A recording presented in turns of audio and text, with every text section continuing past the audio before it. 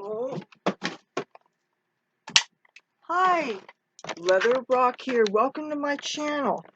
Today I want to show you some souvenirs from 9/11, including some newspapers. And I'm probably not going to hold on to them too much longer because I want to get ready to move. But if you want to see some very special things, and maybe some of you might be interested in, stay tuned.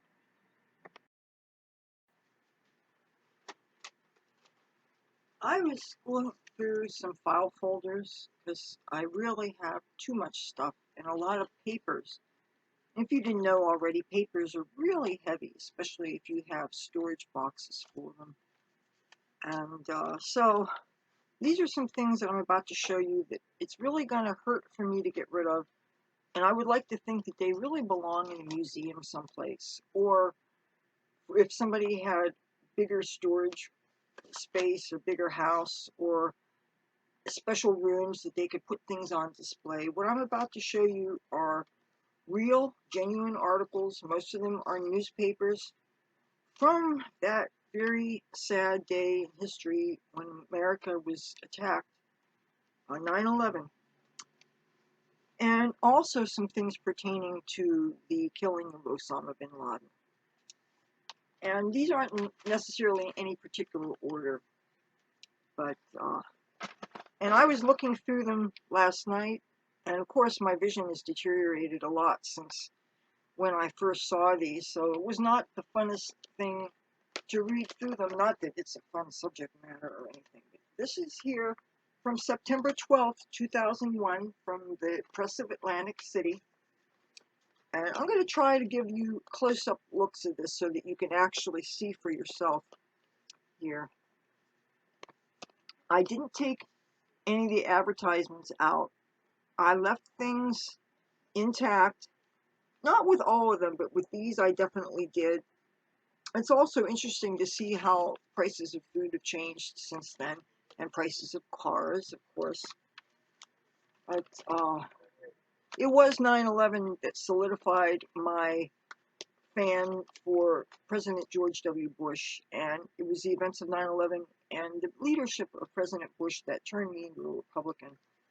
So this was probably the biggest defining event of my life that turned me into so much of who I am as an adult.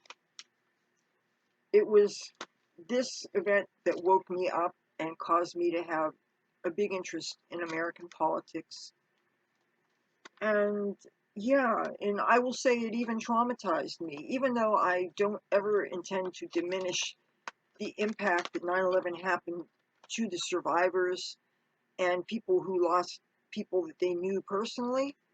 I would never want to trivialize those things in any way, and I hope that these things that I'm showing you are not triggering anybody. But this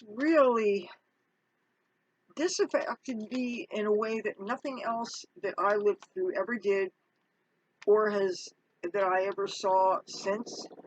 9/11 was it for me. 9/11 was what forced me to grow up in many ways. And also some of the things that on the front page here, there's an article I'm not going to read all articles for you or anything, but this is about, there are some people that were natives of Atlantic City that were killed during that day, including Victor Sarraceni, who was the pilot of United Airlines Flight 175. And they do have memorials to Victor Sarraceni and John O'Neill.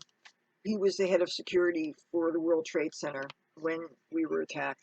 And they have special benches with their names on them here in town. But this is the, this is the article. This paper, this is the whole intact paper from September 12th. And as you can see, you tell it's an old paper because of the yellowing pages. I don't think of this as old, even though intellectually speaking, if it's 2021 and this is 2001, it was 20 years ago, but it seems like it was only a couple of years ago. It's something how time has flown. And to think that there are people that weren't even born when this happened. And there's people that don't believe that this actually happened. And if you're only a little kid, or if you weren't born then, this might not seem like a big traumatic deal, and it might be hard to relate to for some of the younger people. But when you have things like this that are actually from when this happened, this serves as proof that these things really did happen. So I'm hoping that especially younger people who watch my videos can see this and maybe talk to their parents about how their parents felt that day and the things that were going on. And these are some famous historic pictures that I'm sure some of you have seen in other papers, since I'm guessing that most of you who watch my page don't necessarily get our papers. And since if you haven't figured out by now, I'm changing the focus on my channel, and I'm choosing not to really cover this town anymore. I want to focus on other things. I really don't know how much longer I'm going to be living here in the city. If I had my druthers, I wouldn't be here already, but there are some other things that I have to attend to while I'm still here. And I still want to get that school bus and retrofit it before I can actually leave. And of course, I want to get a litter robot for my cats. The last thing I want is a litter box stinking up my bus and everything. But this, Lives of Americans Forever Changed. This is, some of these are going to be AP articles. Some of these are from local writers. I'll show you some pictures here. I hope the sounds outside aren't too loud. I have the windows open. It's really hot. My computer says that the weather is only 71 degrees outside right now, but indoors it's a lot hotter than that. An article about our nearest airport. I can't even see what I'm showing you here. Okay, it looks like I'm going to have to close the window because people are getting noisy outside. This is the real paper, and actually this should be put in big plastic sheet protectors, assuming they had them big enough, just to preserve them. This is an article about the National Guard. They reported for duty. One of the things I remember, even from when I first came to town, which was shortly before Christmas after 9/11, we don't live too far from an air base, and we saw fighter jets going up and down the eastern seaboard. Whenever you would walk on the boardwalk, you would see them, and it became a source of comfort knowing that our skies were being patrolled. Of course, we didn't know whether we were going to be having further attacks, and I never set out to be back on the East Coast, but when 9/11 happened, it became really hard for me to keep a roof over my head. And when my mom and dad said, put your stuff in storage and come back, I did. I really felt that that was the best decision to make. And actually, it did give me more time to spend with my father, because he ended up getting sick with cancer a couple years later. And I was really glad that I was here. That said, I really wasn't able to get much in the way of work here, and it just became a very interesting experience. I really do think I probably should have just stayed in Los Angeles, but I didn't know how I was going to survive there, and that's why I came back. So, another article here. This is such a great historic record, what I have in my hands. Another article here. Attacks, worried callers tie up phone service. Says many people reached for their phones after the attack on the World Trade Towers to see if loved ones or colleagues were safe, but most calls wouldn't go through.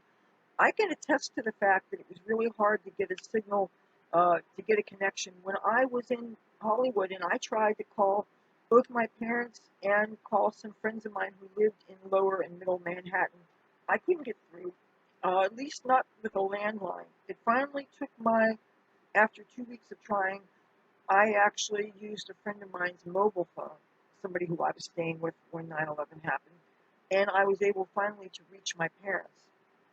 But it was really weird not being able to get through to the East Coast. I understand that some of the phone lines were buried in the bedrock underneath Manhattan were damaged when the planes hit. So, indeed, there were reasons why you couldn't get phone service. And I also understand that there are such a great volume of people trying to call the East Coast that people couldn't get through. So, I mean, I remember some of these things like it was last week. It's so hard to believe that so much time has passed. Sunday morning becomes a terrific day in New York, or sunny morning. I mean, I remember that was on a Tuesday. Yeah, a look at how Tuesday's terrifying events unfolded in the words of eyewitnesses. And here's an interesting, sad graphic called A Day of Terror. Oh, and the headline is Terror Attacks on New York City, Washington, D.C. I know my lighting is not the best. As close a look as I possibly can. I really hate giving this up. This has a lot of sentimental value to me, but the storage bucket that I have these papers in, it could weigh close to how much I weigh, and I just don't know if it would be a good idea to have a whole lot of paper filling up a school bus. But I really don't want these things to be thrown out. I would like them to go to a good home, to somebody who would appreciate the fact that they have historic significance. I would like them to go to somebody who loves our country and is emotionally impacted by 9/11 as I was. I would like them to go to a real patriot, maybe somebody that has kids so that they can hand this down to them. These are probably going to be worth some money someday. And I hate giving up the things that I love, but you can't hold on to everything. And I have so much to do before I can possibly move. I have to get rid of so many things. And there's a timeline of attacks.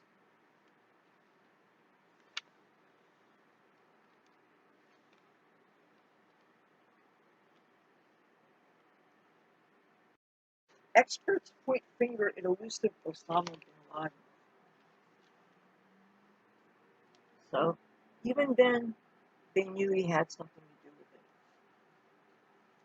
And it's so interesting looking at these articles with the knowledge that we have now, things that we could only guess when these events actually happened.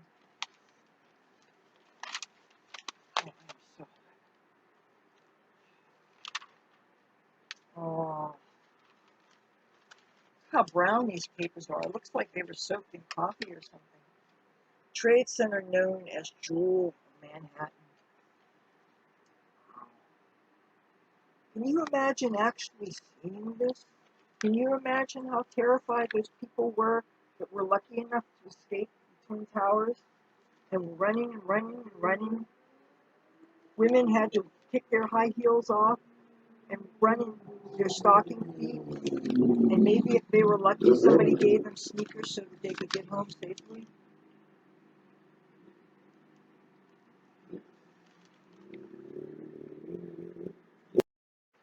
Okay, this is a graphic that shows World Trade Center building facts. It says construction began in 1966. It was completed in 1970. It was dedicated in 1973.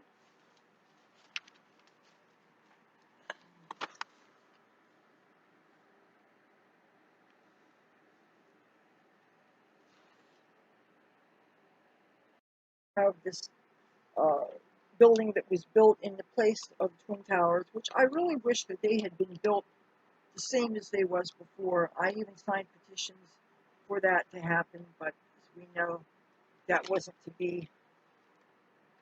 I think it would have been the ultimate middle finger to the people that did this to build them back as they were, even though, of course, you can't bring back the lives that were lost. The shirt that I'm wearing, this is actually, even though this may seem offensive to some people, this is actually a shirt made by the VFW that my father got for me. You can see the POW flag. My father was very, very, very, very active in the VFW and in the American Legion. My father was very proud of his military service, and he loved our veterans, and he loved the flag. These are some articles that don't have anything to do with 9/11 here. The world news and brief. Some interesting things that were going on in Israel at the time. Israeli troops seal off town in the West Bank. If you don't know already, I'm a hardcore Zionist. I love Israel. I believe in their right to exist. I believe in their right to bring Jews from all over the diaspora home to Israel. And it seems like Israel is a lot safer place to live in now that they have the Iron Dome so they can defend themselves. So, ooh, here's another historic picture many of you, I'm sure, have seen. I'll give you a close-up look here. I'm going to hate to give this paper up.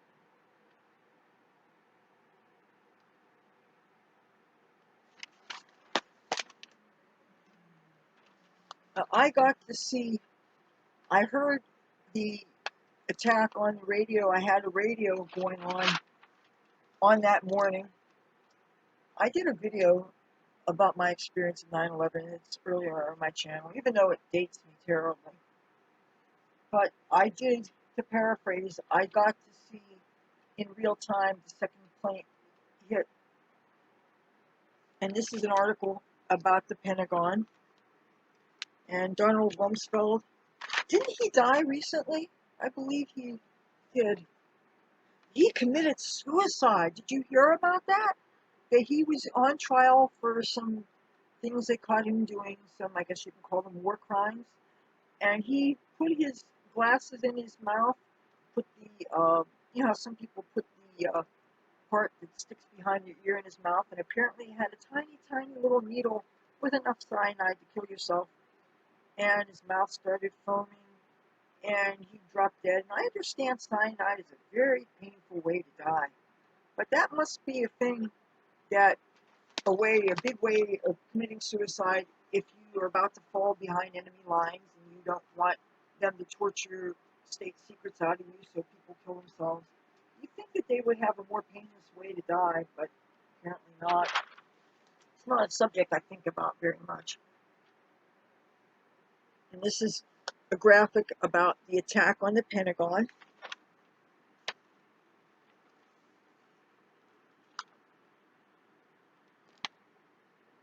Now, when I told my mother that I thought that this should be in a museum or in libraries or something, of course she had to say that this stuff is already available on microfiche for people to read. But of course you have to put them in the machine, and of course you have to have electronics to see. There's nothing quite like looking at real paper in your hands. And paper has a smell. Old paper that maybe has got a little mold and mildew in it, like a lot of books do. And I know that it's not good to inhale mold, but I love the smell of old paper and old books. It speaks to me emotionally, kind of the way I can still remember what my grandparents' house smells like. This is what people looked like when they were walking through, when the towers fell down and there was all that debris and everybody looked like they were covered with ashes. And that wasn't good to breathe. There are so many people that got sick of cancer and died as a result of volunteering to clean up the pit. This picture again. And I just can't even wrap my head around how these people must have felt. And I've seen there are a couple of excellent documentaries that were made by people that happened to be on site when this happened. I believe you can find them on PBS. Okay, this is the text of President Bush's televised national address Tuesday night. I probably shouldn't take the time to read it all, but I'll read some of it. Good evening. Today our fellow citizens, our way of life, our very freedom came under attack in a series of deliberate and deadly terrorist attacks. The victims were in airplanes or in their offices, secretaries, businessmen and women, military and federal workers, moms and dads, friends and neighbors. Thousands of lives were suddenly ended by evil, despicable acts of terror. The pictures of airplanes flying into buildings, fires burning, huge structures collapsing have filled us with disbelief, terrible sadness, and a quiet, unyielding anger. The pictures of these acts of mass murder were intended to frighten our nation into chaos and retreat, but they have failed. Our country is strong. A great people have been moved to defend a great nation. Terrorist attacks can shake the foundations of our biggest buildings, but they cannot touch the foundation of America. These acts shatter steel, but they cannot dent the steel of American resolve. America was targeted for attack because we're the brightest beacon for freedom and opportunity in the world, and no one will keep that light from shining. Actually, we know that it was also because the strictest forms of Islam didn't like our decadent West, and they wanted to stick it to us, but that's another story. Today, our nation saw evil, the very worst of human nature, and we responded with the best of America, with the daring of our rescue workers, with the caring for strangers and neighbors who came to give blood and help in any way they could. Immediately following the first attack, I implemented our country's emergency response plans. Our military is powerful and it's prepared. Our emergency teams are working in New York City and Washington, D.C. to help with local rescue efforts. Our first priority is to get help to those who have been injured and to take every precaution to protect our citizens at home and around the world from future attacks. The functions of our government continue without interruption. Federal agencies in Washington, which had to be evacuated today, are reopening for essential personnel tonight and will be open for business tomorrow. Our financial institutions remain strong, and the American economy will be open for business as well. The search is underway for those who are behind these evil attacks. I've directed the full resources of our intelligence and law enforcement communities to find those responsible and bring them to justice. We will make no distinction between the terrorists who committed these acts and those who harbor them. I appreciate so much the members of Congress who have joined me in strongly condemning these attacks. And on behalf of the American people, I thank the many world leaders who have called to offer their condolences and assistance. America and our friends and allies join with all those who want peace and security in the world, and we stand together to win the war against terrorism. Tonight, I ask for your prayers for all those who grieve, for the children whose worlds have been shattered, for all whose sense of safety and security have been threatened. And I pray they will be comforted by a power greater than any of us, spoken through the ages in Psalm 23. Even though I walk through the valley of the shadow of death, I fear no evil, for you are with me.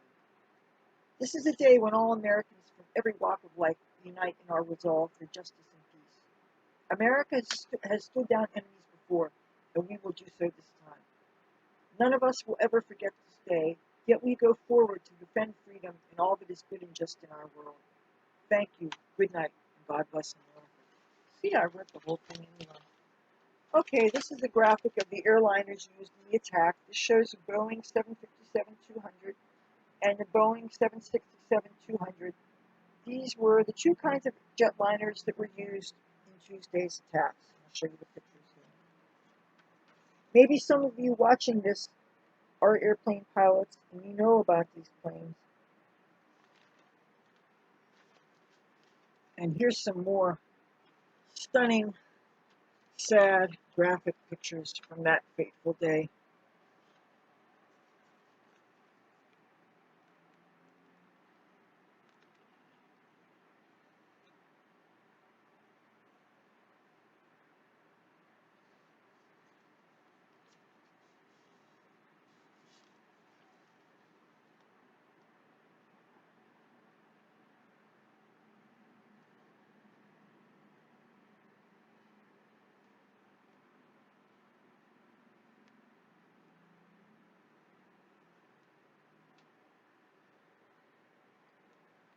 I need to get some better lights.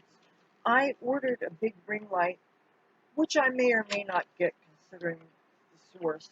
That tiny little ring light I got from Wish.com is only about yo big, and it's really designed for a cell phone. This is where we get to the editorials page, and you can see some stunning artwork drawn by the pros here.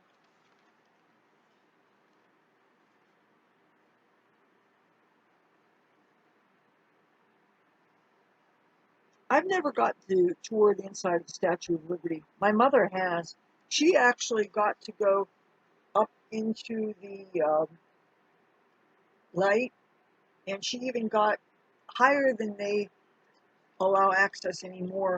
And of course, there was a time when it was closed for repairs, but now because of security, I don't know that people are even allowed in there. And it's a shame. If it wasn't for terroristic threats and things, we would be able to see these landmarks. Of course, now you don't have to worry about only terrorist threats, but you have to worry about people defacing our landmarks. You know, people like Antifa and Black Lives Matter think that they could rewrite history and put graffiti on these very special symbols of our country. Well, here's some letters of the editor here, and something by the, I guess this must be by the editor of the Press of Atlantic City, and I'll read it. It's called America Under Attack, Day of Infamy. Oh God, the damage, the death toll, the sheer terror of the most audacious terrorist attack in history. The Twin Towers of the World Trade Center are gone. Who could ever have imagined reading or writing that sentence? The Pentagon itself, the seat of the nation's military might, has been attacked. New York, Washington, America are in chaos. How could this have happened? 4 jetliners were apparently hijacked. Fully loaded with fuel, they were flying bombs. 2 were flown into the World Trade Center. 1 was flown into the Pentagon. The 4th airliner went down near Pittsburgh. Officials believe it was headed for Camp David or the White House. Now we know it was landed in Shanksville, Pennsylvania. And that was Flight 93. And that's where our heroes were, not just the people flying the plane, but the passengers did what they could. And so many more lives were spared since it was down into pretty much a vacant field. Okay, I'm going to keep on reading. Thousands and thousands are dead, including hundreds of New York firefighters trapped when the World Trade Center towers collapsed. How could the most powerful nation in the world be so vulnerable?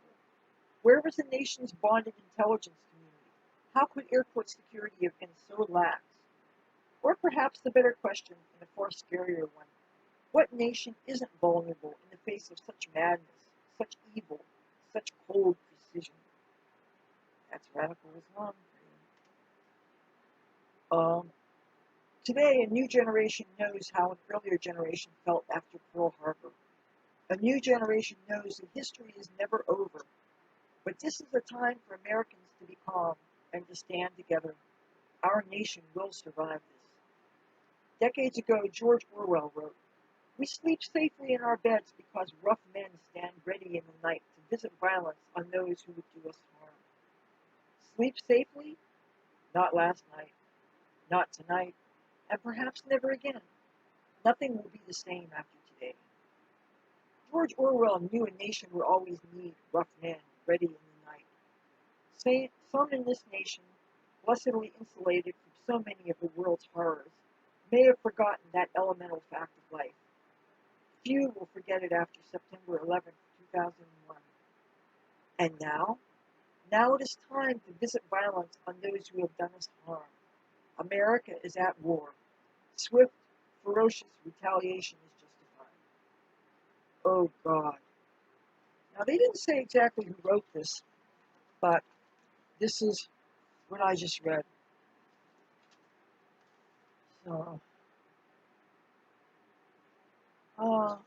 none of these things seem to be pertaining to 9/11, so I won't read them.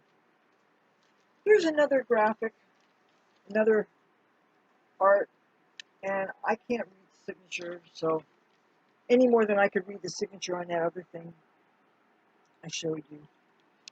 But you can see it shows a terrorist with its gun on the United States of America. And as you can see by the face covering kind of thing, it definitely is a Muslim extremist. Oh, and this is an article written by Martin Schramm, Schram, It's called Now Can We Focus on the Real Threat? And I guess it's talking about the Islamists that did this. Here's an article here from George Will. It's called Keep Terrorism in Perspective. I'm not going to read that out loud. If I read all these articles, this video would end up being 10 hours long, and very few of you guys would read it. And here's a column by DeRoy Murdoch, D-E-R-O-Y. Never heard of the person. It says, U.S. must be restrained, ruthless. And I guess one of the bylines here says, in the face of this calamity, officials will be tempted to restrict civil liberties.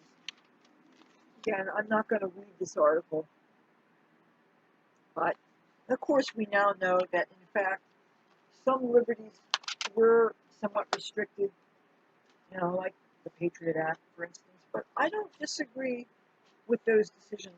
It must be a very difficult balancing act to still keep our freedoms and yet use all the resources of the federal government and the state government to do what we can to this threat. Now, this concludes the main section of Wednesday's Atlantic City Press from September 12th, 2001. So this is the B section, the lifestyle section from September 12th, 2001.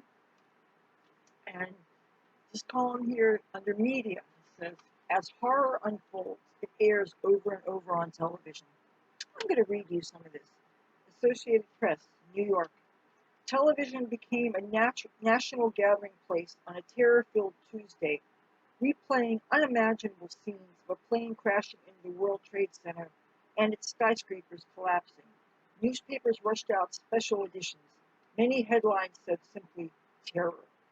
When the first of two planes hit the Manhattan landmark shortly before 9 a.m., it set in motion an extraordinary effort by the media to tell the story. Catastrophes unfolded as fast as television could detail them. A plane plunging into the Pentagon, a crash in Pennsylvania, buildings evacuated across the country. I could tell you that for a fact because in Los Angeles, they evacuated all the skyscrapers. Keeping calm. Commentators tried to keep calm. This is the most serious attack on the United States since Pearl Harbor, said NBC's Tom Brokaw. Newspapers across the country put out extras. The Wall Street Journal evacuated its headquarters 4 blocks from the World Trade Center, but planned Wednesday's edition with staffers working from home or a technical center in New Jersey. Internet traffic slowed under the demand of people seeking information online. The Internet search engine Google directed news seekers to get off the computer and turn on radio or television. With the television cameras trained on a smoking tower of the World Trade Center after the first attack, viewers were able to see the chilling sight of the second plane crashing into the other tower and exploding in a fireball. Television also carried live the collapse of both towers into a pile of rubble. As the morning progressed, networks showed footage of New Yorkers running from the scene, some bloodied or covered with ash. Streets looked white with ash and soot, a scene Brokaw likened to a nuclear winter. A victim was seen hurtling through the air from the World Trade Center in footage shown on CBS. The landing was obscured. CNN showed a flight path simulator that detailed how a plane headed west from Boston took a sudden sharp turn south near Albany and headed down the Hudson River toward New York City. Don Dollar, an ABC News correspondent, was in his apartment 4 blocks from the World Trade Center when he heard the first plane hit. He called Good Morning America and was immediately put on air. It sounded a lot like a military missile, Dollar said. There was a high, shrieking sound followed by a roar, then a huge explosion. I knew immediately something terrible had happened. These major networks suspended competition, sharing all footage. The major networks suspended competition, sharing all footage gathered during the terrorist attacks and their aftermath, on suggestion of 60 Minutes creator Don Hewitt. My vision was really gotten A shaken Ashley Banfield on MSNBC described debris showering around her. CNBC correspondent Ron Insana, his suit smeared with gray ash, told how he ran for cover and hid in a parked car when a tower collapsed. "I've never seen anything like this," a breathless and sobbing Banfield said. "This whole place looks like a war zone. When the cloud came out, I could feel the force of it." CBS News correspondent Carol Marin, Marin, was a block away from the World Trade Center when the second tower collapsed. A nearby firefighter grabbed her and they ran away. Marin kicked off her heels. She was thrown against the wall, a firefighter protecting her with his body as smoke and debris blinded them. "I am grateful to be alive, and I'm awestruck at the people who are down there," Marin said. A Fox News Channel producer who was trained as an emergency technician, Dan Cohen, said he rushed to the scene and twice had to run for his life as the towers collapsed. He was later stationed at a makeshift hospital at Chelsea Piers on the television set where the NBC drama Law and Order is produced. "It now looks like the show MASH," Cohen said. One expert on terrorism suggested that the second plane to hit the World Trade Center was timed deliberately to be captured by television cameras already focused on the buildings after the initial attack. "It was meant to be right before our eyes," said Joan Deppa, a Syracuse University professor and author of The Media and Disasters, Pan Am 103. "This was staged like it was a TV show." Most networks canceled or preempted regular programming, including sports events and season premieres, in favor of news coverage. The Emmy Awards set for Sunday in Los Angeles was postponed indefinitely, and the Latin Grammys Awards last night were canceled. I can tell you from my experience in Hollywood watching TV that people were focused on TV. Matter of fact, I didn't go out that day. All day I spent watching the news. The roommates I had at the time, which included my friend Mike and his girlfriend, who had a parrot that woke me up, which is why I was awake for the whole thing. We watched CNN all day. This was before I discovered Fox News. I didn't discover Fox News until I relocated to New Jersey, and when I had a TV of my own, that's what turned me red. You know, that was Fox News Channel, George W. Bush, and his leadership after 9/11. Okay, this doesn't have anything to do with the events of 9/11, but it had to do with this town here. So this pageant to decide if show will go on. By pageant, of course, they're referring to the Miss America pageant. I don't think Miss America pageant's going to be here in town anymore. I believe they relocated it to Las Vegas. Okay, under the advice column, there's this article for children about children. Children need comfort and honesty about attack. And this is by our local writer, Stephen V. Cronin. And I will read this to you. As they struggle to cope with the shock and horror of the terrorist attacks on the World Trade Center in New York and the Pentagon in Washington, D.C., parents around the country found themselves wondering how to break the news to their children. "About the best thing parents can do," said Maria Spear, a child life specialist at Shore Memorial Hospital in Somers Point, New Jersey, "is to assure children of all ages that they are safe. I don't think you need to lie to children. You could say, 'Yes, it happened in this place,' and 'Yes, it happened to regular people, but we don't live there,'" said Spear. "The thing to say is, we are safe, you're safe, and if anything happens to change that, we will protect you." Spear said it is pointless to try to shield school-age children from news of the attacks. Their parents should limit their exposure to endless television replays of the hijacked jets crashing into the World Trade Center's twin towers. Victoria Yaucha, Youcha, a child development specialist at 0 to 3, a child research organization in Washington, advised following any ritual that your family enjoys. Children will draw security from it, whether that means reading together, snuggling on the couch with a book, lighting candles, or praying. Little kids take their cues from people they depend on, Yucha said. I would say to parents, It's okay to tell them you're afraid and upset, but you have to convey to them that you're safe and okay and together, and your job is to keep them safe. When talking to children, it's best to keep in mind your child's age and provide an age-appropriate explanation, Spears said. It's also a good idea to find out what children were told in school about the attacks and to ask them if they have any questions that you can answer. Preschool-age children who don't know about the attacks need not be told, Spears said. They might not be able to process it, she said. Younger children who are not directly affected by the attack will probably forget about it over time, Spears said. But teenagers who have a greater understanding of the world could be affected for a longer time. They understand the realities of this more. Their sense of safety will be rocked even more so, she said. If in a 2 or 3 week period of time you are still seeing a significant stress reaction, you need to take a step further and maybe seek professional help for them, Spears said.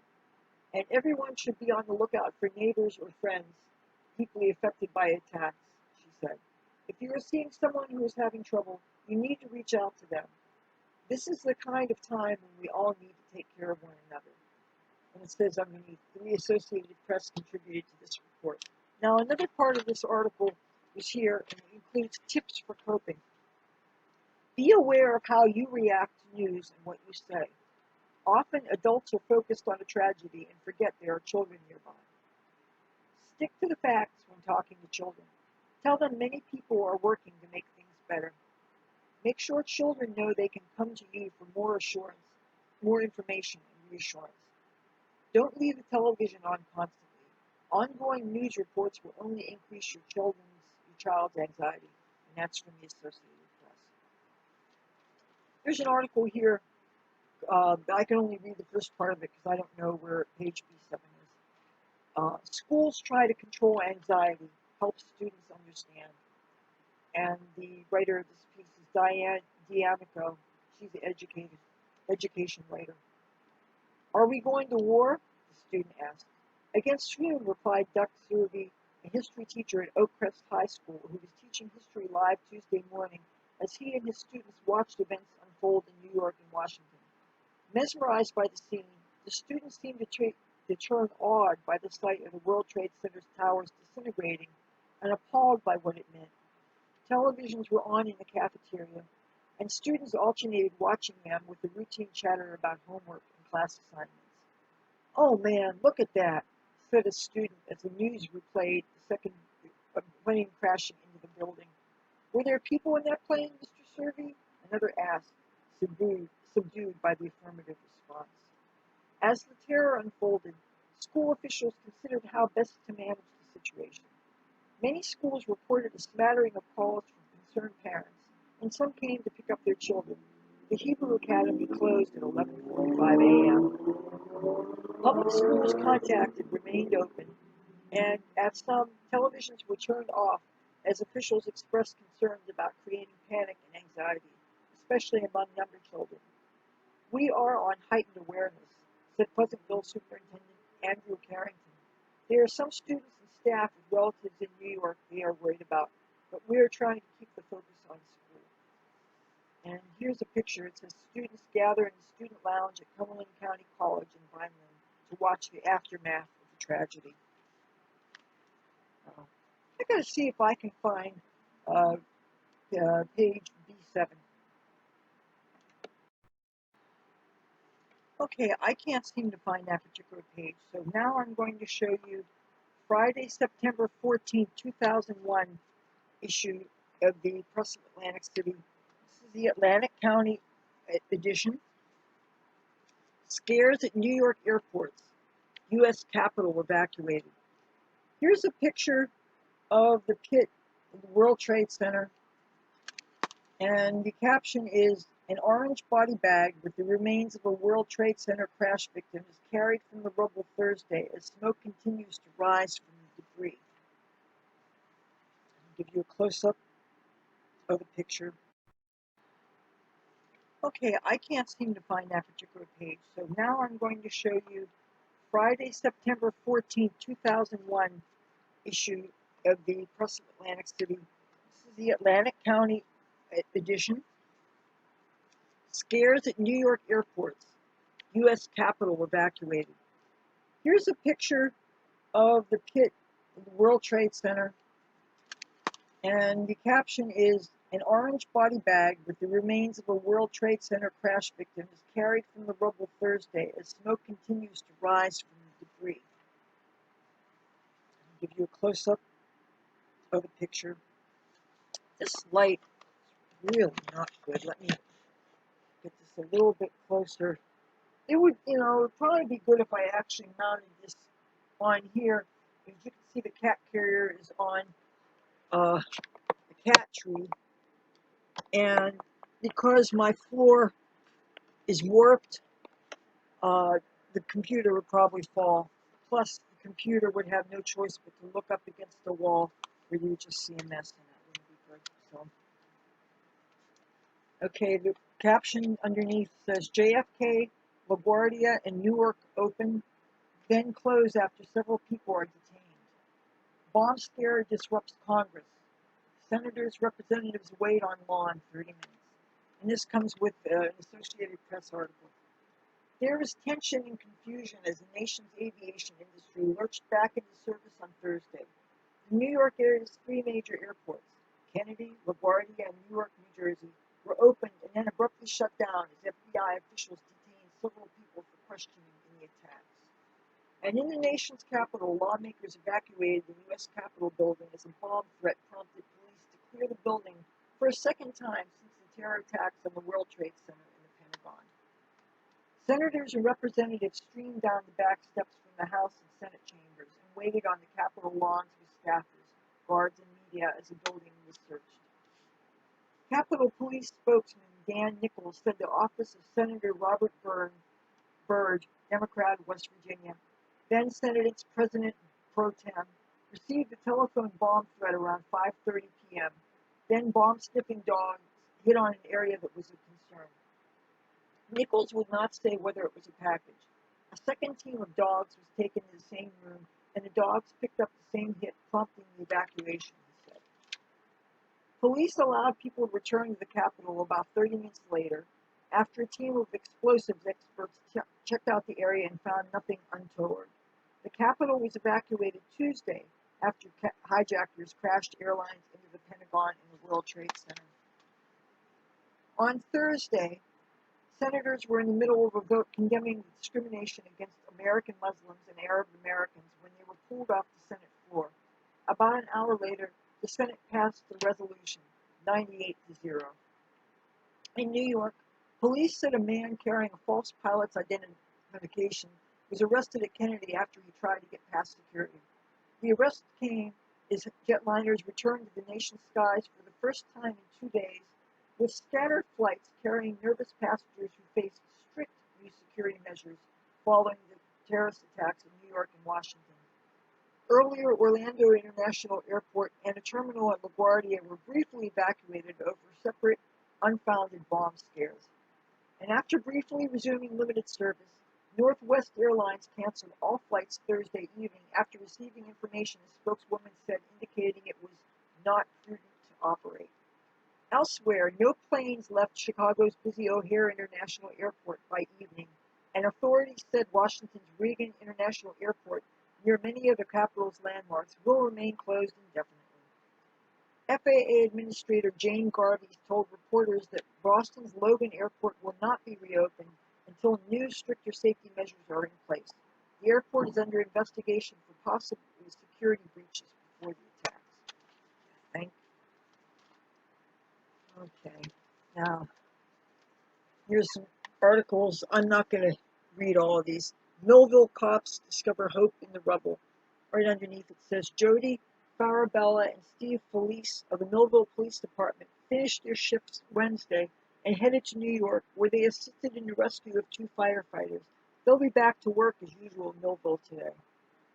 So these are the good cops. Pictures of them.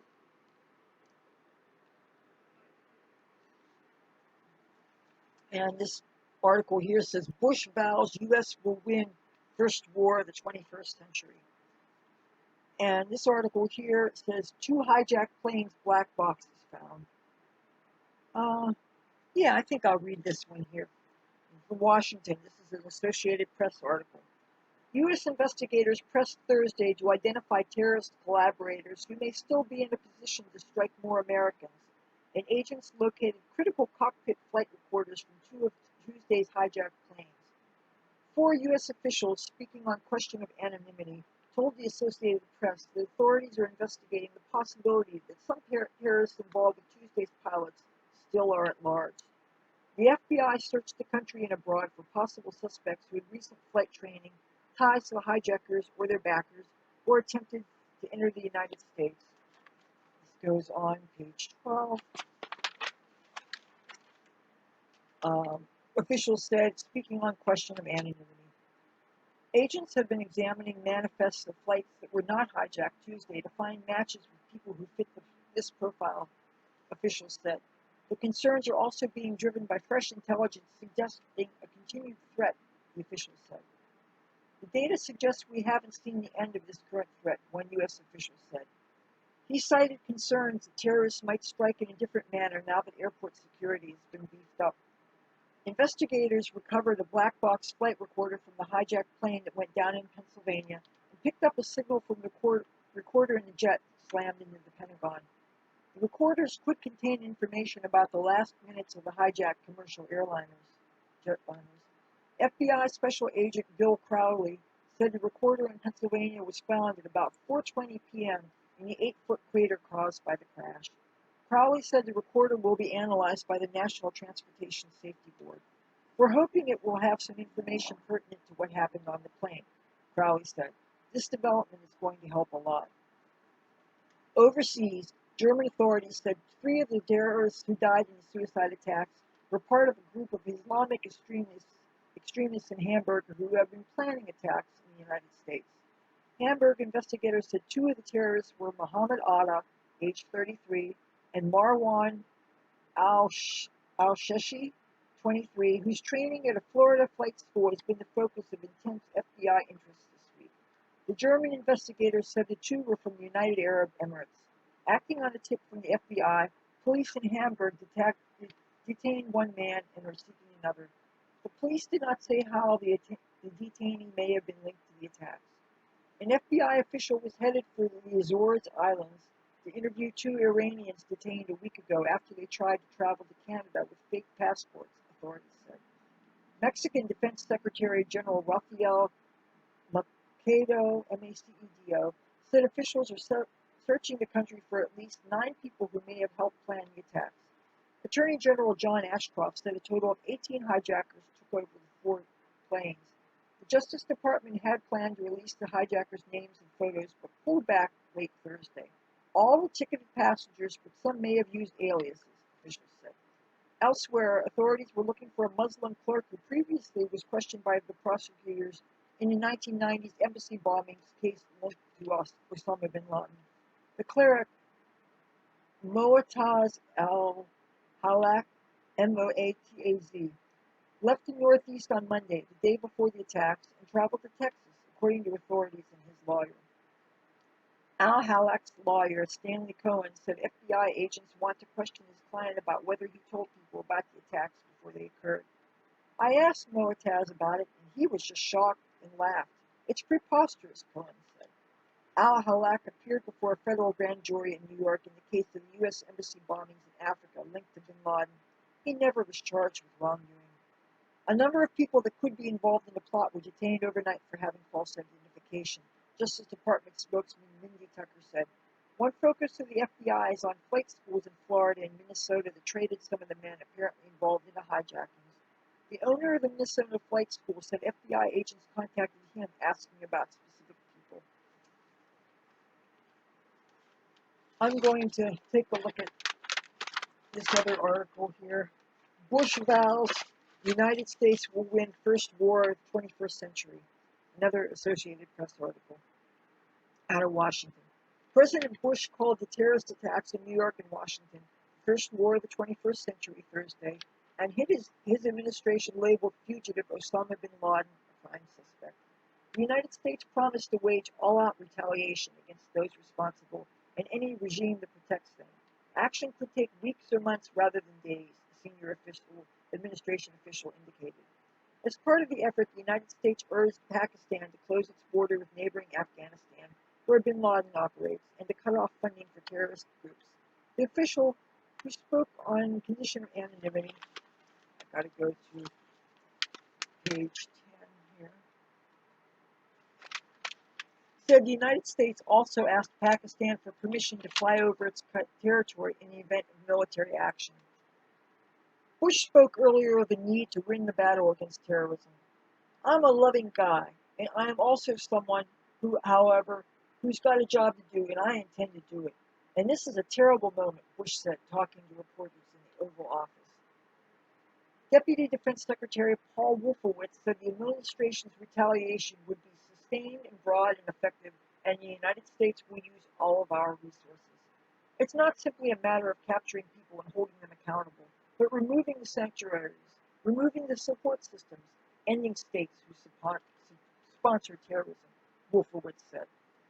Senior administration officials said that Bush is planning a far-reaching anti-terrorist campaign that likely will last several years and target not only those who attacked Tuesday and their sponsors, but all terrorist activities. Bush is determined not to bow to pressure for a quick strike that might undermine his efforts to build a major global campaign, an official said. Defense Secretary Donald H. Rumsfeld, meanwhile, is considering asking for presidential authority to call to active duty members of the National Guard and Reserve, defense officials said. The president comforted burned Pentagon workers to Thursday and said he would go to New York today. He also proclaimed today a national day of mourning and remembrance and said he would attend a special memorial service in Washington with members of Congress. The nation's capital remained tense 2 days after the attacks that leveled World Trade Center and severely damaged the Pentagon. Nearby Reagan National Airport in Washington remained closed indefinitely, and authorities closed all 3 New York area airports just hours after allowing them to reopen. Vice President Dick Cheney was working at the security of Camp David as precaution, administration officials said. The Secret Service widened the protective buffer around the White House, and Air Force jets patrolled the skies over major U.S. cities. The White House canceled its tours for today, and the Lincoln Memorial and Jefferson Memorial also were closed after being briefly reopened. In another sign of security concerns, the Capitol was evacuated in the middle of a Senate vote Thursday evening because of a bomb threat. Members were allowed to return when bomb-sniffing dogs did not find explosives. Officials said they were speeding benefit checks of $150,000 to families of police, firefighters, and other public safety workers killed in the attacks. Stock markets are to reopen on Monday. Cheney spokeswoman Juliana Glover, said the vice president had been spending time at the presidential retreat in Maryland as a purely precautionary measure. Officials said he had been spending nights there since Tuesday. Meanwhile, searchers found the black box of one hijacked airliner in Pennsylvania and received a signal from the recorder box of the plane that crashed into the Pentagon. Attorney General John Ashcroft said the FBI is working on thousands and thousands of leads in the investigation of the attacks. Ashcroft said a total of 18 hijackers were on the 4 planes, 5 on 2 and 4 on the other 2. All 18 were ticketed passengers, said FBI Director Robert Mueller. Congress pushed toward approval of an anti-terrorism package with a price tag that could exceed $40 billion, 40, some of it to start rebuilding the Pentagon. Congress will take up separate legislation next week to support Bush's use of force against those responsible for the attacks.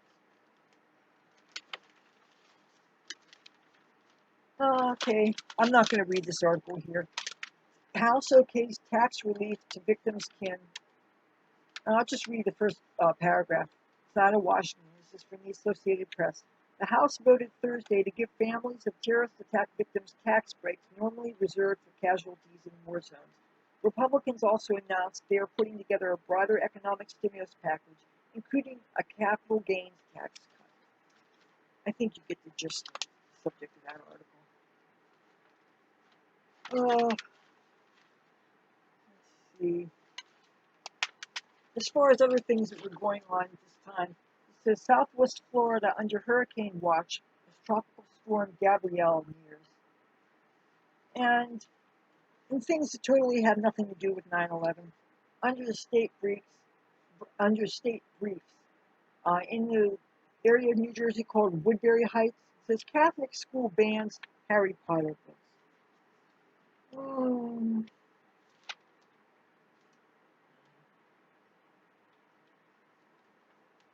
Oh, here is the editorials page. This is always good for the cartoons.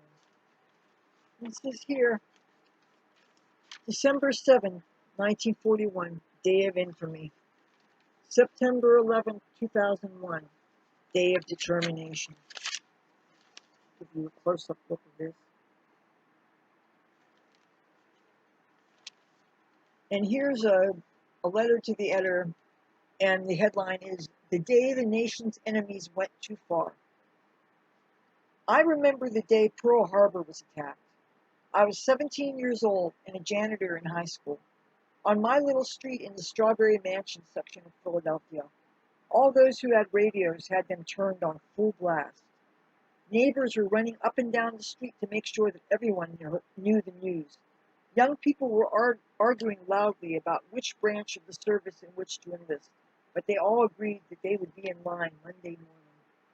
Parents, many of whom were immigrants who had gone through wars and insurrections in the old country, were crying.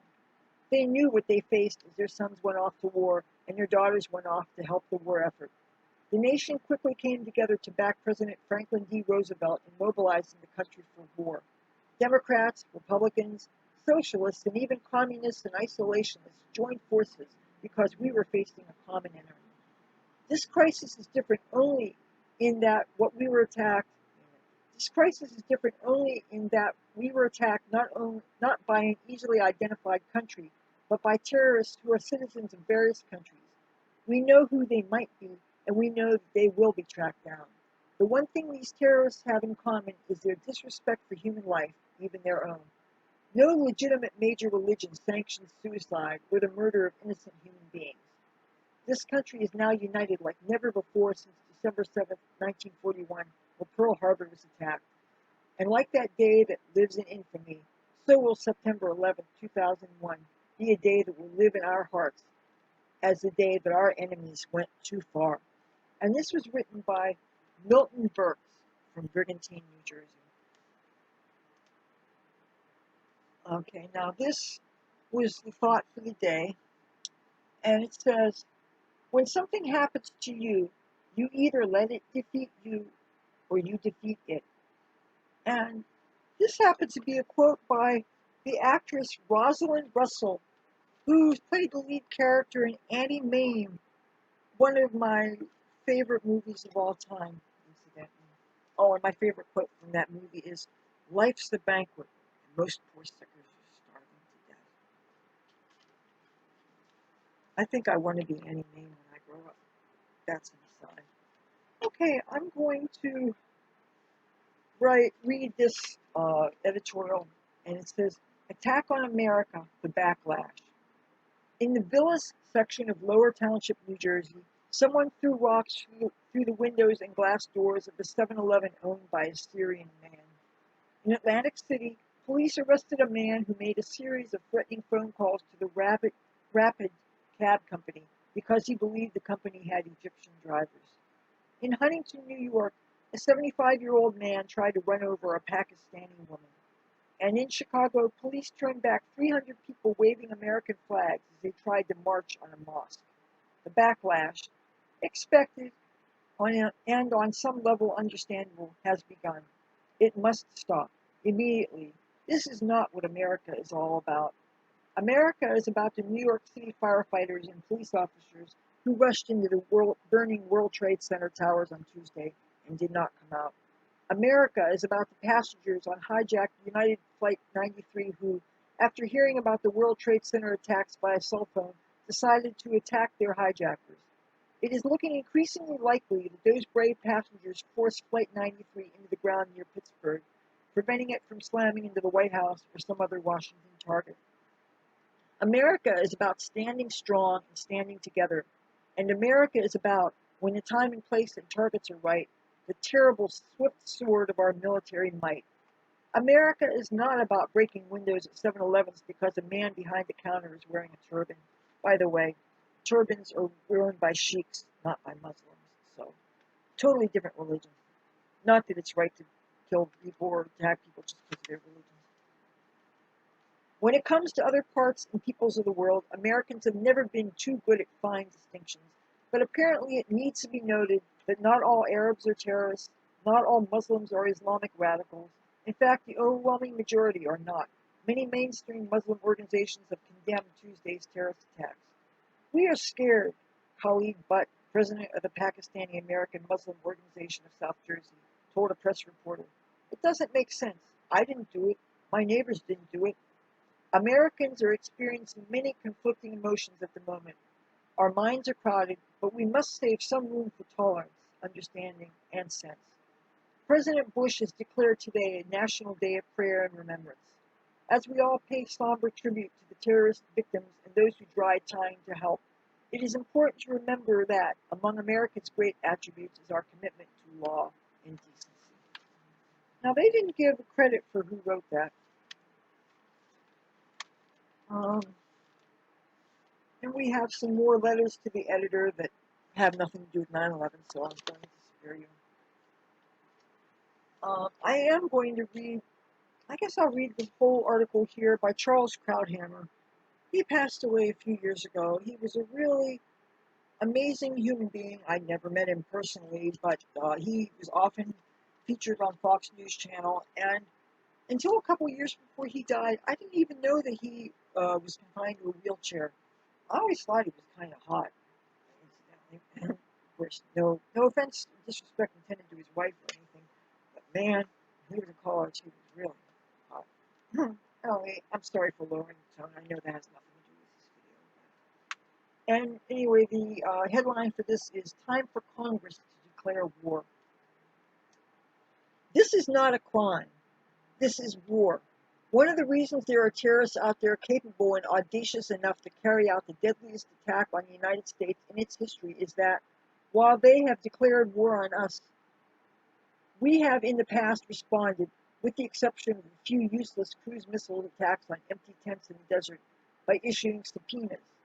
Secretary of State Colin Powell's first reaction to this day of infamy was to pledge to bring those responsible to justice. This is exactly wrong. Franklin Roosevelt did not respond to Pearl Harbor by pledging to bring the commander of Japanese naval aviation to justice. He pledged to bring Japan to its knees. You bring criminals to justice. You rain destruction on combatants. This is a fundamental distinction that can no longer be avoided.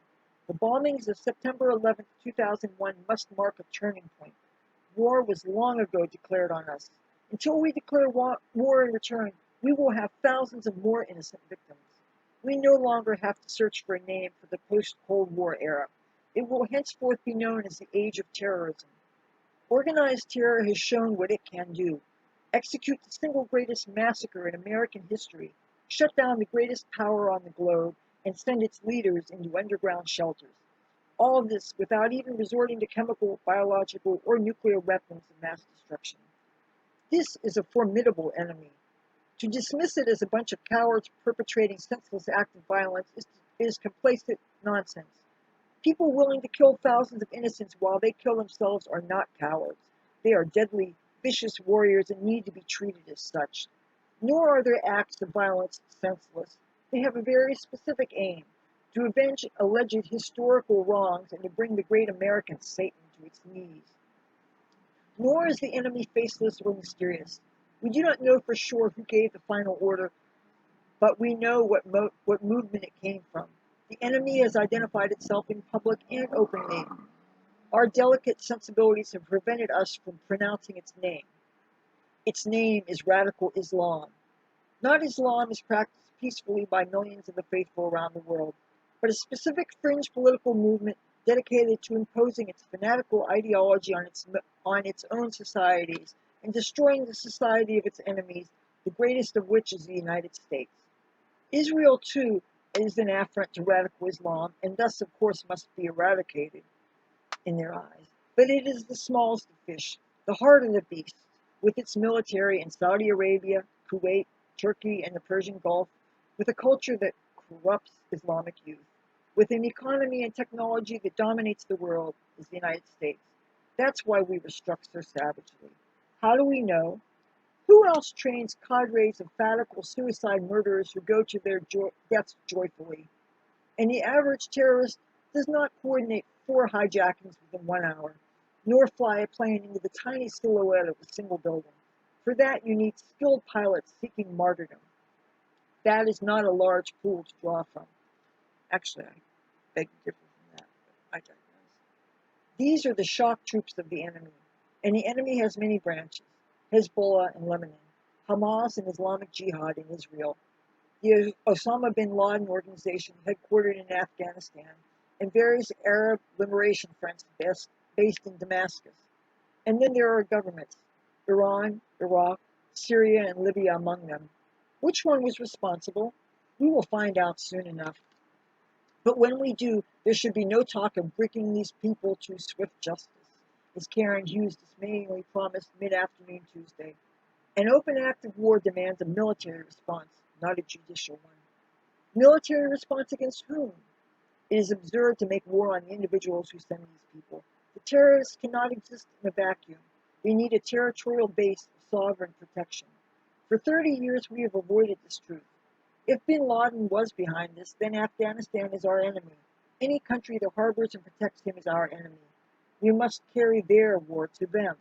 We should seriously consider a congressional declaration of war. That convention seems quaint, unused since World War II, but there are 2 virtues to declaring war. It announces our seriousness both to our people and to the enemy, and it gives us certain rights as belligerents, of blockade, for example. The long peace is over. We sought this war no more than we sought war with Nazi Germany and Imperial Japan, or Cold War with the Soviet Union. But when war was pressed upon the greatest generation, it rose to the challenge. The question is, will we? And it says Charles Krauthammer writes for the Washington Post. You see the picture? Man, I miss him. Charles Krauthammer was a really great American. If you guys have a chance, there was a really nice special on Fox News Channel that was pretty much his biography, and it was quite wonderful. I watched it a couple of times, and for all I know, they may even have it for sale. You should definitely seek it out to know what a hero he was, what an extremely, extremely intelligent person he was, and how he chose not to let the tragedy of him becoming wheelchair bound through. Basically, it was a swimming accident. He dove and he hit his head and he damaged his spine, and that's what caused him to be dependent on the wheelchair. But his girlfriend went on to marry him, and he went on to be such a successful person. He did not let that stop him, and we can all be inspired by somebody like that. Okay, I am going to switch to 2002 here.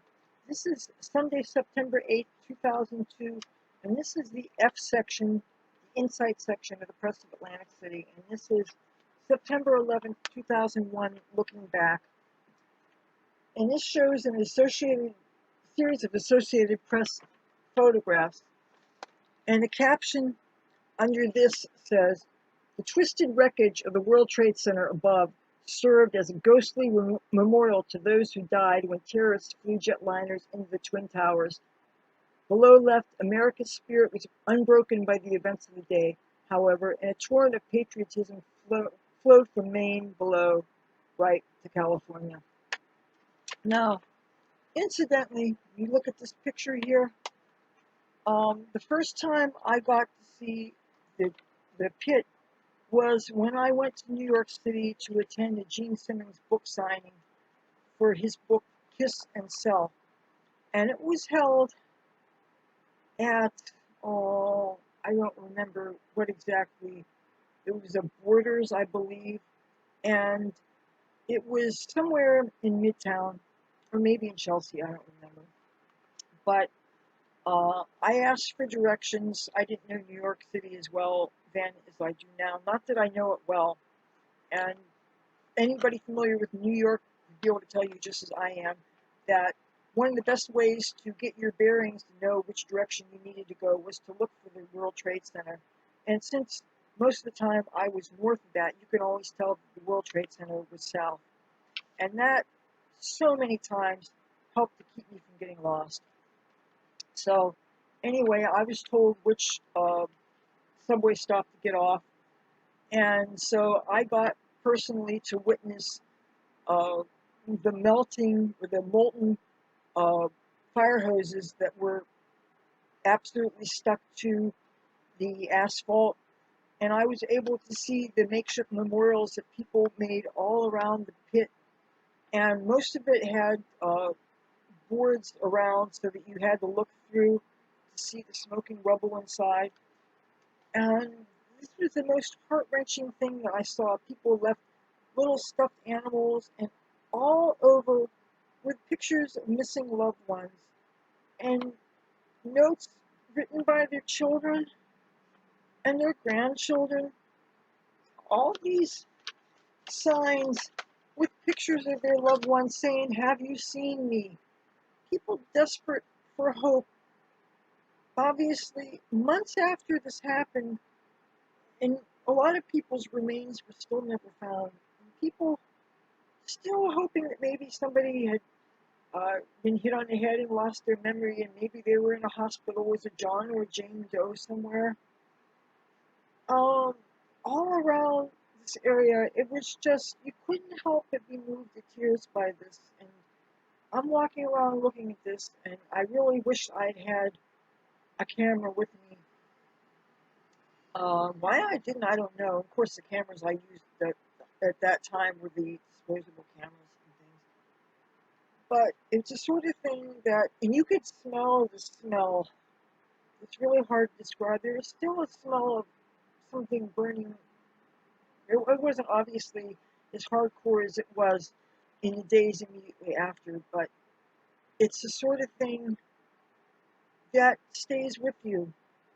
And it was very sad, and you couldn't help but feel sadness around. And yeah, it was something that really gets your heart. The Press of Atlantic City, Sunday, September 8th, 2002. And this is their Insight section, Section F, September 11th, 2001, looking back. These are some very famous historic photographs from the Associated Press. And this caption on the one here says, "The twisted wreckage of the World Trade Center above served as a ghostly memorial to those who died when terrorists flew jetliners into the Twin Towers. Below left, America's spirit was unbroken by the events of the day, however, and a torrent of patriotism flowed from Maine, below right, to California."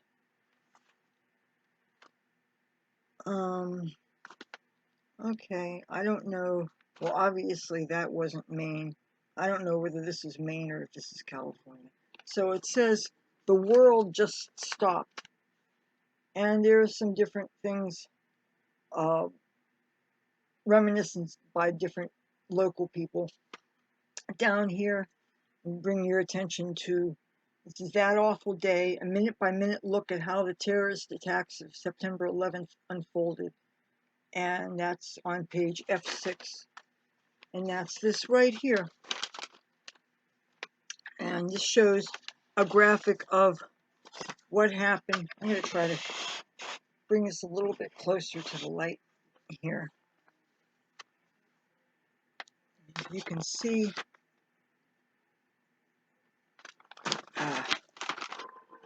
okay, shows the four airliners hijacked: Flight 175, Flight 11, Flight 93, that's the one that ended up in Shanksville, Pennsylvania, and Flight 77. So it says Flight 175, 7:58 a.m. United Airlines Boeing 767 leaves Boston for Los Angeles with 65 aboard. Flight 11, 7:59 a.m. American Airlines Boeing 767 leaves Boston Logan for Los Angeles with 92 aboard.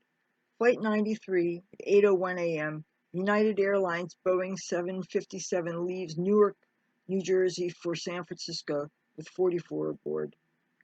8:10 a.m., American Airlines Boeing 757 leaves Washington's Dulles International Airport for Los Angeles with 64 aboard. It says New York attack, 8:45 a.m., American Flight 11 crashes into World Trade Center North Tower. Second plane hits, okay, I want to make sure I'm in the frame here, 9:03 a.m., United Flight 175 hits World Trade Center South Tower. 9:17 a.m., all New York City area airports closed. 9:21 a.m., all New York area bridges and tunnels closed. 9:30 a.m., visiting an elementary school in Sarasota, Florida, President Bush announces United States under apparent terrorist attack. 9:40 a.m., FAA stops all takeoffs and landings at U.S. airports. Some international flights were diverted to Canada. The death toll. Keep in mind, this is as of September 8, 2002. New York City had 2,786 dead. That includes 366 firefighters, police officers, and paramedics. Washington, D.C. had 184 dead. Pennsylvania had 44 dead. And it said as of August 15, 2002. Washington, D.C. targeted. 9:43 a.m., American Flight 77 crashes into the Pentagon across Potomac River from Washington, D.C. 9:48 a.m., United States Capitol, White House evacuated. 9:57 a.m., George W. Bush leaves Florida on Air Force One for Barksdale Air Force Base in Louisiana, escorted by 6 fighter jets. 9:58 a.m., passengers on United Flight 93 call their families. Flight 93 passengers struggle with hijackers as plane flies over western Pennsylvania. A shocked nation reacts. 10 a.m., United States financial markets close, begin longest shutdown since World War I. 10:05 a.m., South Tower collapses. 10:10 a.m., side of Pentagon collapses. 10:10 a.m. also, United Flight 93 crashes near Shanksville in rural Somerset County, Pennsylvania. That's around here. 10:24 a.m., all transatlantic flights to United States diverted to Canada. 10:29 a.m., the North Tower collapses. Okay, 11:02 a.m., New York City Mayor Rudy Giuliani orders evacuation of all the area of New York City south of Canal Street. 12:30 p.m., 50 flights still in United States airspace, but none report problems. 1:04 p.m., at Barksdale Air Force Base, George W. Bush announces United States military on high alert worldwide. 1:44 p.m., the Pentagon says 5 frigates and guided missile destroyers, 2 aircraft carriers leaving Norfolk, Virginia to protect New York and Washington, D.C. 1:46 p.m., or 1:48 p.m., George W. Bush leaves Barksdale for undisclosed location. And it says OFF-UTT Offutt Air Force Base in Nebraska. President Bush confers by phone with National Security Council. Air Force jets begin 24-hour flights over major cities. 4 p.m., U.S. officials say Saudi militant Osama bin Laden involved in attacks. 4:30 p.m., President Bush leaves Offutt for Andrews Air Force Base near Washington, D.C. with jet escort. 5:20 p.m., evacuated 47-story building in World Trade Center complex collapses. 5:30 p.m., officials say Flight 93 hijackers' target was White House, U.S. Capitol, or presidential retreat at Camp David in Maryland. 6:54 p.m., President Bush arrives at White House on Marine One helicopter. 8:30 p.m., President Bush addresses nation, says U.S. will make no distinction between the terrorists and those who help or harbor them. And some other statistics in the side notes here. 17 minutes between the first plane hitting the North Tower of the World Trade Center, 8:46 a.m., and the second plane hitting the South Tower at 9:03 a.m. 24 minutes between the collapse of the South Tower at 10:05 a.m. and the North Tower, 10:29 a.m. 57 minutes between the first World Trade Center attack at 8:46 a.m. and the Pentagon attack, which was at 9:43 a.m. 2000 degrees was the estimated temperature of the fire in the World Trade Center towers in degrees Fahrenheit. And 1,000 tons of exploding TNT comparable to the force with which the airliners hit the World Trade Center towers. 586 miles per hour is the estimated speed at which United Airlines Flight 175 hit the South Tower in miles per hour. 494 miles per hour is the estimated speed at which American Airlines Flight 11 hit the North Tower. 5,000 units of blood were collected by the New York Blood Center within 12 hours of the attacks. And it said there was a 35% percentage point increase in President Bush's approval rating between September 10th and September 14th. And that's 51% to 86%. And this article you might find of interest. And first is a picture. New York City firefighters salute as remains draped in the Stars and Stripes are removed from the World Trade Center site. On Friday, the city medical examiner revised the list of those killed or missing at the train center to 2,801. Checking in with two people caught in the September 11th spotlight, Rudy Giuliani, of course everybody knows who he is. Rudy Giuliani said about him, then in his final months as New York City's mayor, Giuliani was hailed as the man who calmed New Yorkers and was a spokesman for a defiant city as it rose from the ashes. Since leaving office in January because of term limits, he has been in high demand on the lecture circuit and has founded a consulting firm that provides strategic, financial, and investment help to businesses. Giuliani went to the World Trade Center site shortly after the first plane hit and narrowly escaped the collapse. During a televised news conference on the evening of September 11th, the distraught and exhausted mayor told the world that the casualties would be more than most of us can bear. During the city's one-year anniversary ceremony, he will begin the reading of the more than 2,800 victims' names. Incidentally, I was at the first-year anniversary memorial. I'm pretty sure I have pictures of it. I may have even shown it in an earlier video. And I took those pictures using a disposable camera. It has been estimated Giuliani earns as much as $100,000 per speech on the lecture circuit. He also has a $3 million book deal with Talk Miramax to write 2 books, an autobiography, and a book on management issues. I think I might have one of those Giuliani books. Hold on a second. Yes, in fact, I do. Unfortunately, I have to tell you this. I haven't had time to look at it yet because this is the kind of book that obviously I need to spend a good amount of time, but it's very special to me. It's a hardbound book. Is that a dead fly? Ooh, pretend you didn't see that. It's Leadership by Rudolph W. Giuliani. And this is very special. And this has, don't worry, I'm not going to now or anything. Has 406 pages, but yeah, I have that book. Oh, and I have something else to show you too. Oh, look what I have here. I have Decision Points, the George W. Bush book. You know I will never part with this. I haven't gotten around to reading that yet because I have so many things to read. This is the newspaper from when Osama bin Laden was killed.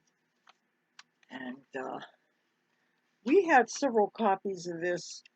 One was also left behind at the memorial for our 2 Atlantic City heroes who were killed on that day. This is from the Press of Atlantic City, Monday, May 2, 2011. And this is the headline here. And as you can see, I only kept the important stuff. I didn't keep all the ads and things to save space. It says, United States kills Al-Qaeda leader in Pakistan attack. And this is an Associated Press article by Julie Pace and Matt Apuzzo, Washington. Osama bin Laden, the glowering mastermind behind the September 11, 2001 terror attacks that murdered thousands of Americans, was killed in an operation led by the United States, President Barack Obama said Sunday. Justice has been done, said the president in a dramatic late-night announcement at the White House. A small team of Americans, SEAL Team 6 we now know, killed bin Laden in a firefight Sunday at a compound in Pakistan, the president said, and took custody of his remains. American officials said they were being handled in accordance with Islamic tradition. I believe that means dumping you into the ocean. I know I'm being a little flippant. I don't feel the need to show too much respect here, not for a dirtbag like that. A jubilant crowd gathered outside the White House as word spread of bin Laden's death after a global manhunt that lasted nearly a decade. Former President George W. Bush, who was in office on the day of the attacks, issued a written statement hailing bin Laden's death as a momentous achievement. The fight against terror goes on, but tonight America has sent an unmistakable message. No matter how long it takes, justice will be done, he said. Obama said he ordered the operation after receiving undisclosed intelligence information. Senior administration officials said the terrorist mastermind was found inside a custom-built compound with 2 security gates. They said it appeared to have been constructed to harbor one high-value target, and that for undisclosed reasons, officials became certain the hideout was bin Laden's. Officials also said they believe the death puts al-Qaeda on a path of decline that will be difficult to reverse. But there is no word on the whereabouts of bin Laden's second-in-command, Ayman al-Zawahiri. The stunning end to the world's most widely watched manhunt came just months before the 10th anniversary of 9/11, and continues on page 5. That would be it here. The September 11th attacks on the World Trade Center and Pentagon, orchestrated by bin Laden's al-Qaeda organization that killed more than 3,000 people. The attacks a decade ago seemed to come out of nowhere, even though al-Qaeda had previously damaged American targets overseas. The terrorists hijacked planes. One flew into one of Manhattan's Twin Towers and moments later into the other one. Both buildings collapsed, trapping thousands inside and claiming the lives of firefighters and others who had rushed to help them. A third plane slammed into the Pentagon, defacing the symbol of America's military might. A fourth crashed in rural Pennsylvania after passengers overpowered the hijackers and forced the craft from the air before it could hit its intended target in Washington. The attack set off a chain of events that led the United States into wars in Afghanistan and then Iraq, and America's entire intelligence apparatus was overhauled to counter the threat of more terror attacks at home. A senior administration official said Obama gave the final order for U.S. officials to go after bin Laden on Friday. The officials added that a small team found its quarry hiding in a large home in an affluent suburb of Islamabad. The raid occurred in the early morning hours Sunday. Administration officials offered some details on the operation. Based on statements given by U.S. detainees, intelligence officers have known for years that bin Laden trusted one al-Qaeda courier in particular, and they believed he might be living with him in hiding. In November, intelligence officials found out where he was living, a huge fortified compound in an affluent suburb of Islamabad. It was surrounded by walls as high as 18 foot high, topped with barbed wire. There were 2 security gates and no phone or internet running into the house. Intelligence officials believe the $1 million home was custom built to harbor a major terrorist. CIA experts analyzed whether it could be anyone else, but time and time again they've decided it was almost certainly bin Laden. 3 adult males were also killed in Sunday's raid, including one of bin Laden's sons, whom officials did not name. One of bin Laden's sons, Hamza, is a senior member of al-Qaeda. It's a shame they named him Hamza. Hamza hands are really groovy. Maybe on another video I'll show you what they look like if you don't know. President Obama spoke with Bush and former President Bill Clinton Sunday night to inform them of the developments. Obama struck a less than boastful tone in his brief announcement, although he said the death of bin Laden was the most significant achievement to date in our nation's efforts to defeat al-Qaeda. His death does not mark the end of our efforts. There is no doubt that al-Qaeda will continue to pursue attacks against us. We must and we will remain vigilant, he said. Moments after he spoke, American officials cautioned that the events could lead to heightened threats against the United States. Officials said the U.S. would ensure that bin Laden's body was handled in accordance with Islamic tradition. And it says here, crowds form at tower site New York City, Associated Press. Hundreds of people were gathered in New York City at Ground Zero, where the Twin Towers fell September 11, 2001, nearly 10 years ago, hours after President Barack Obama announced that Osama bin Laden was killed. Many were waving American flags or taking pictures early today. The group broke into spontaneous, jubilant cheers and song, including a rendition of I'm Proud to Be an American. Further uptown in Times Square, dozens stood together on a clear spring night, making calls and snapping photos. An FDNY SUV drove by and flashed its lights and sounded its siren, and a crowd broke into applause. And this is President Obama's speech on the death of bin Laden. These text or remarks by President Barack Obama Sunday night announcing the killing of 9/11 mastermind Osama bin Laden, as transcribed by the White House. Good evening. Tonight I can report to the American people and to the world that the United States has conducted an operation that killed Osama bin Laden, the leader of Al-Qaeda, and a terrorist who is responsible for the murder of thousands of innocent men, women, and children. It was nearly 10 years ago that a bright September day was darkened by the worst attack on the American people in our history. The images of 9/11 are seared into our national history. Hijacked planes cutting through a cloudless September sky. The Twin Towers collapsing to the ground. Black smoke billowing up from the Pentagon. The wreckage of Flight 93 in Shanksville, Pennsylvania, where the actions of heroic citizens saved even more heartbreak and destruction. And yet, we know that the worst images are those that were unseen to the world. The empty seat at the dinner table. Children who were forced to grow up without their mother or their father. Parents who would never again know the feeling of their child's embrace. Nearly 3,000 citizens taken from us, leaving a gaping hole in our hearts. On September 11, 2001, in our time of grief, the American people came together. We offered our neighbors a hand, and we offered the wounded our blood. We reaffirmed our ties to each other and our love of community and country. On that day, no matter where we came from, what God we prayed to, or what race or ethnicity we were united as one American family. We were also united in our resolve to protect our nation and to bring those who committed this vicious attack to justice. We quickly learned that the 9/11 attacks were carried out by Al-Qaeda, an organization headed by Osama bin Laden, which had openly declared war on the United States and was committed to killing innocents in our country and around the globe. And so we went to war against Al-Qaeda to protect our citizens, our friends, and our allies. Over the past 10 years, thanks to the tireless and heroic work of our military and our counterterrorism professionals, we've made great strides in that effort. We've disrupted terrorist attacks and strengthened our homeland defense. In Afghanistan, we removed the Taliban government, which had given bin Laden and Al-Qaeda safe haven and support. And around the globe, we've worked with our friends and allies to capture or kill scores of Al-Qaeda terrorists, including several who were part of the 9/11 plot. Yet Osama bin Laden avoided capture and escaped across the Afghan border into Pakistan. Meanwhile, Al-Qaeda continued to operate from along that border and operate through its affiliates around the world. And so shortly after taking office, I directed Leon Panetta, the director of the CIA, to make the killing or capture of bin Laden the top priority of our war against Al-Qaeda, even as we continued our broader efforts to disrupt, dismantle, and defeat his network. Then, last August, after years of painstaking work by our intelligence community, I was briefed on a possible lead to bin Laden. It was far from certain, and it took many months to run this thread to the ground.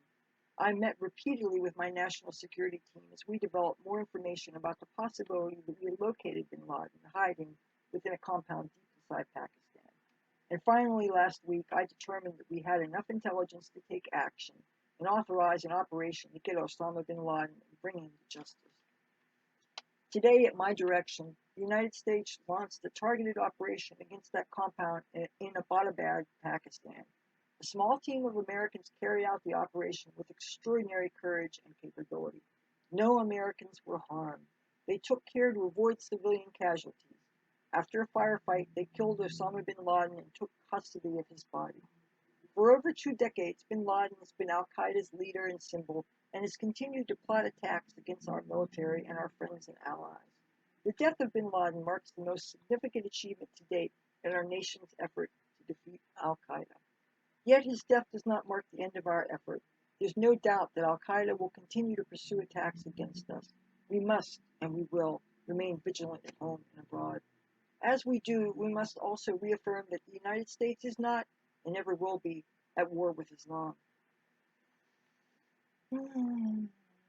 I've made it clear, just as President Bush did shortly after 9/11, that our war is not against Islam. Bin Laden was not a Muslim leader, he was a mass murderer of Muslims. Indeed, Al-Qaeda has slaughtered scores of Muslims in many countries, including our own. So his demise should be welcomed by all who believe in peace and human dignity. Over the years, I've repeatedly made clear that we would take action within Pakistan if we knew where bin Laden was. That is what we've done. But it's important to note that our counterterrorism cooperation with Pakistan helped lead us to bin Laden and the compound where he was hiding. Indeed, bin Laden has declared war against Pakistan as well and ordered attacks against the Pakistani people. Tonight, I called President Zardari, and my team has also spoken with their Pakistani counterparts.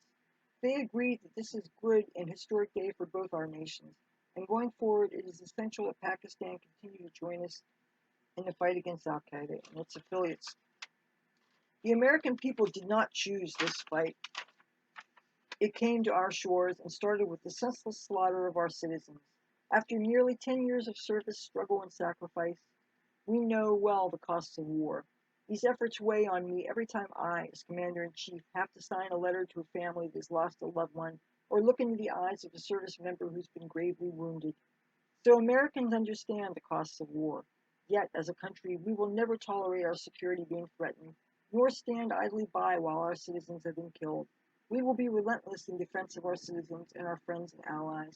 We will be true to the values that make us who we are. And on nights like this one, we could say to those families who have lost loved ones to Al-Qaeda's terror, justice has been done. Tonight, we give thanks to the countless intelligence and counterterrorism professionals who've worked tirelessly to achieve this outcome. The American people do not see their work, nor know their names, but tonight they feel the satisfaction of their work and the result of their pursuit of justice. We give thanks to the men who carried out this operation, for they exemplify the professionalism, the patriotism, and unparalleled courage of those who serve our country. And they are a part of a generation that has borne the heaviest share of the burden since that September day. Finally, let me say to the families who lost loved ones on 9/11 that we have never forgotten your loss, nor wavered in our commitment to see that we do whatever it takes to prevent another attack on our shores. And tonight, let us think back to the sense of unity that prevailed on 9/11. I know that it has, at times, frayed. Yet today's achievement is a testament to the greatness of our country and the determination of the American people. The cause of securing our country is not complete, but tonight we are once again reminded that America can do whatever we set our mind to. That is the story of our history, whether it's the pursuit of prosperity for our people or the struggle for equality for all our citizens, our commitment to stand up for our values abroad, and our sacrifices to make the world a safer place. Let us remember that we can do these things, not just because of wealth or power, but because of who we are. One nation under God, indivisible, with liberty and justice for all. Thank you. May God bless you, and may God bless the United States of America.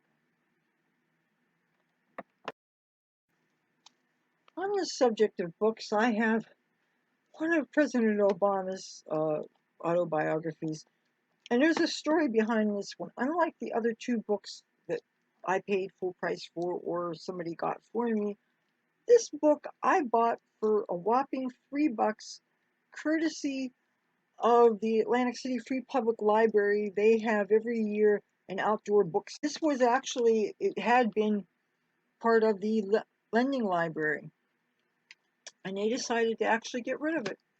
So I bought it. So this goes along with these three, and I have another book which I'm about to show you here. These two obviously have nothing at all to do with 9/11, but I have this book by Jimmy Carter that my mother got me for my birthday. Oh, I bet I was still a Democrat then. And this is another book that I found at a library sale. This is a Jimmy Carter book, and my mother read it, and she found it so interesting that I think she read it in a couple of days. And this I bought for 25 cents. Okay. So, yeah, I have some quite the presidential memorabilia, don't I? This is a newspaper this is the Philadelphia Inquirer on Tuesday, May 3rd, 2011. And this is Special Report Killing Osama bin Laden. The world is safer. Now, this obviously is not a full paper. I don't have the ads and everything. This is CIA is combing Al Qaeda documents seized in the raid. And this is a picture taken at Shanksville, Pennsylvania, where Flight 93 was crashed. And as you can see, there's cardboard there for people to write reminiscences there. People sign things. And one of the places that I fully intend to do a pilgrimage of my own, I have never been to Shanksville yet. And I haven't been to the Pentagon yet either, though I imagine the Pentagon would be trickier with their security and stuff, especially these days. But the caption is, Jeff Ray looks out at the crash site of Flight 93 and a memorial that is being built. Ray and his wife Barbara made a sign that visitors could sign. The site honoring the passengers who fought back drew 3 times the normal visitors. And it says, full circle, site of Flight 93 heroism draws a throng, as opposed to throng. And this is by Amy Warden, Inquirer staff writer, Shanksville, Pennsylvania. They began to arrive by the dawn's early light, bearing flowers and flags, memories of America's darkest day, and hopes for a safer future. One man spray-painted sign said, I did not forget. Moved by the news of Osama bin Laden's death on the other side of the world, hundreds of visitors streamed to a remote mountaintop 80 miles southeast of Pittsburgh to pay respects to the passengers and crew who died aboard Flight 93 United, with 40 people who became known as the first Americans to fight back that day. This is one of the things that started the war on terror, said Joseph Osterman, 24, looking out over the abandoned coal mine where the Boeing 757 plunged to the ground. Bin Laden's death should serve as a message to terrorists. It may take time, but we will get the job done.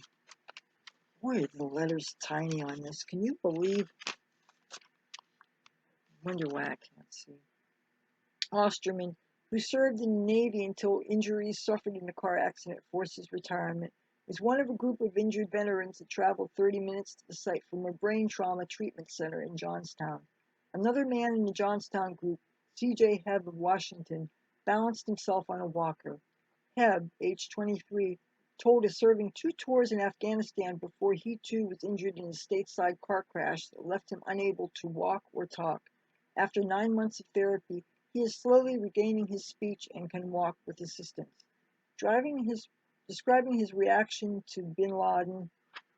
Okay, and this continues on page 11.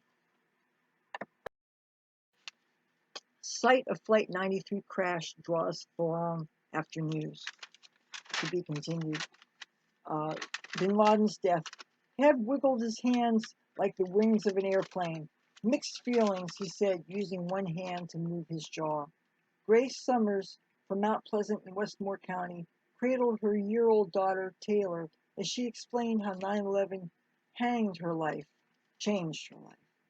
At 13, Summers said she made up her mind to enlist in the military after seeing the televised images of the World Trade Center towers falling and its smoking crater left by Flight 93. 4 years later, she joined the Air Force, where she met her husband, Robert, a military contractor now working in Afghanistan. Summers got her discharge in 2008.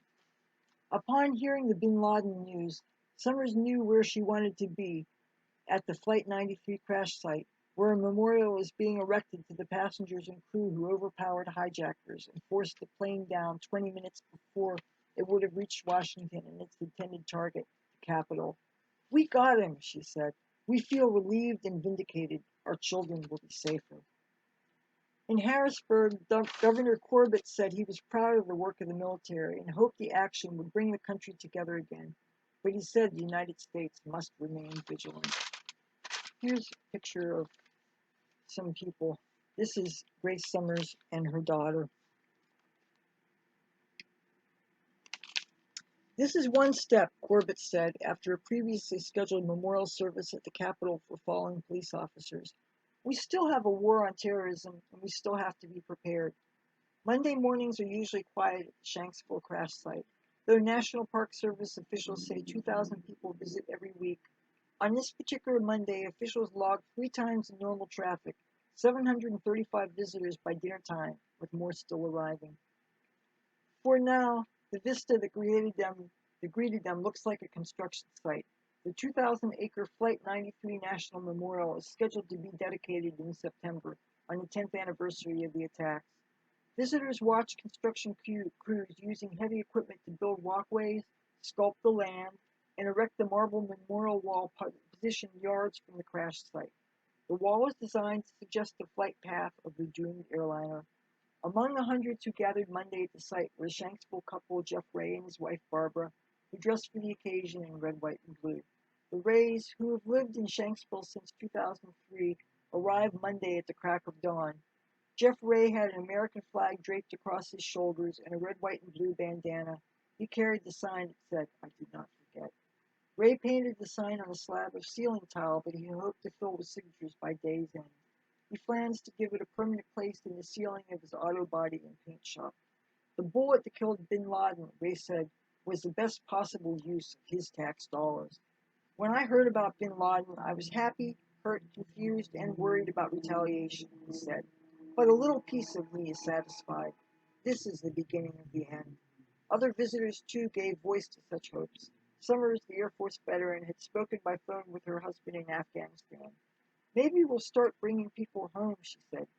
Maybe he'll be home soon. This is an article from New York City. At Ground Zero, echoes of 2001. There were expressions of jubilation, patriotism, somber reflections, but also bloodthirst. This is an article by Matt Cass, Inquirer staff writer. New York. The clock turned back to the fall of 2001 at Ground Zero Monday, complete with flowers and tears, tourists and media, bloodthirst and patriotism. Just as they did in the aftermath of September 11th, the crowds, buzzing in languages reflective of the diversity of this city and nation, descended on the site en masse. The tourist cameras were smaller, and the little American flags went for $5 instead of $10. But the fresh-faced soldiers with machine guns at Penn Station were eerily familiar, as was the innate need displayed time and time again to thank a hero. A Russian woman handed a bouquet of flowers to a man who had worked at Ground Zero for 10 weeks after the September 11th attacks, thanking him profusely. "It's a very big day, America," Vera Dubovokova said afterward. I hope I pronounced that right. Port Authority Police Department officials guarding the sacred site had their pictures taken, stars once more. Only this time they worried out loud that their faces would show up on Facebook. And they got gentle ribbing from the hard-hatted construction workers who, even on this day, were rebuilding Ground Zero into a memorial, museum, and office towers. Even New York's face of September 11th, former Mayor Rudy Giuliani, showed up with an American flag under his arm. Grayer at the temples, he waded into the media pen and did interviews with everyone, including Fox News, the E! Network, and Spanish TV. "It guarantees him a place in history," Julie said of President Obama, who authorized the mission to kill Osama bin Laden, and the Associated Press reported was planning to visit Ground Zero Thursday. He made the right decision. It took courage to make that decision. From the crowd, someone screamed, just as they did nearly a decade ago, "We love you, Rudy!" Soon after, the sun broke through the rain clouds, offering up a perfect New York day so similar to that September morning that only the sound of construction jackhammers reminded those who were there that this was indeed 2011 and not 2001. Beginning late Sunday night, after word spread that bin Laden was dead, the masses disembarked at the subway station still called World Trade Center and found their way to the 16-acre site whose fate changed the world. Vendors hawked photo books with graphic images of fiery planes. By the way, I have 2 of those such books. They sold the day's newspapers to people who couldn't speak English, and they waved 3 different sizes of flags. On important days, explained a vendor who would only give his name as Francisco, people buy flags. On his chest he had attached a piece of paper with an image of the Statue of Liberty holding aloft the bloody head of bin Laden. Such bloodthirst, common in the aftermath of September 11th, was back and even more apparent on the northern part of the site, where the front page of the day's newspaper were attached to the fence. "Brought in hell," read the New York Daily News, which a vendor around the corner could barely keep in stock. I wish I had one of those papers. By mid-afternoon, 2 people who were strangers just hours before stood together in front of that fence. Each held a poster with contrarian words of peace. Brittany Allen, age 19, looked bewildered, if not nervous, as the crowd gathered around her and her side. "Today, I made my military sister proud. I celebrate life, not death." "I don't see how a death can bring our country together," she said, upset by the celebrations the night before at her school, Pace University. "I don't think any death should be celebrated." Allen and 21-year-old Ryan Beckley, who she had met 2 hours earlier, caused quite a stir. Some shook their hands, others cursed at them. But their presence also triggered more than a few substantive conversations about the big things in life and politics. The kind of conversations that were common between strangers on the streets of New York in the weeks after September 11th. The fence they stood in front of, shrouded in a screen, was also used as a glimpse to the future. Just as peepholes were put into the screen around the site the months after September 11th to allow the public the view of the wreckage, peepholes now reveal a remarkably busy construction site. Seeing progress was heartening, particularly for New Yorkers who have watched the rebuilding of Ground Zero delayed for so long. "Next September 11th, it's going to be more special because there's closure finally," said Deirdre Harvey, who works nearby. Added her co-worker Andre Rosario, "I wasn't satisfied until today. Now I could stand here and say, we're building for a cause. But the site will always be a cemetery to some." A flight crew from American Airlines based in Boston Logan Airport, who works with those killed, came by during a layover in New York. "We needed to pay our respects and celebrate," said Lori Hoban, a flight attendant. "It's been so long. I'm proud of the United States." A man from Hawaii prayed at the tattered poster listing dead firefighters outside the Ladder 10 firehouse that abuts the site. It was his first visit there. "It's what I expected times 3,000, said David Pang, age 72. Around the corner, Tammy White, age 39, from Washington State, was also making her first visit to Ground Zero. Oh, now Tabby Boy is, check this out. Now Tabby Boy has discovered the thing. Sorry for letting my cat interrupt me. Okay, where have we? Okay. One tear streamed down her cheek as she stared at red carnations entwined in the fence. "The flowers say, 'I love you. I'm thinking of you,'" she said. I better take this off of here. The images of the beheaded bin Laden, though, said something different. White said she did not like seeing Lady Liberty portrayed in such a way, but such imagery spoke to others. David Schley, age 52, who lost 3 friends in the towers, brought his copy of the New York Post 2001 bin Laden cover with the headline "Wanted Dead or Alive" and pasted it to a poster which he waved high above the crowd. Luckily, he didn't die a peaceful death. "A nice piece of lead to the head," he said. "Any day we get to exterminate a filthy animal like that is a good day. I wish I was the one that got to shoot him in the head. A retired Port Authority police officer, Henry Velavey, who did search and rescue operations at the World Trade Center site after September 11th, took a different approach. He woke up at 5 a.m. in his home in Brooklyn and took his flag of the Twin Towers out of storage. "I dusted it off and said, 'This is it for the boys, for the soldiers. This is my closure. I feel big relief. A big thing comes off my shoulders,' he said." Velavey paraded that flag across the Brooklyn Bridge and into Lower Manhattan.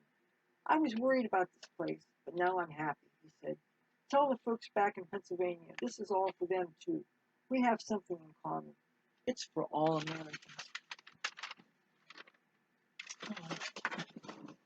This Tabby boy is really enjoying this scratching.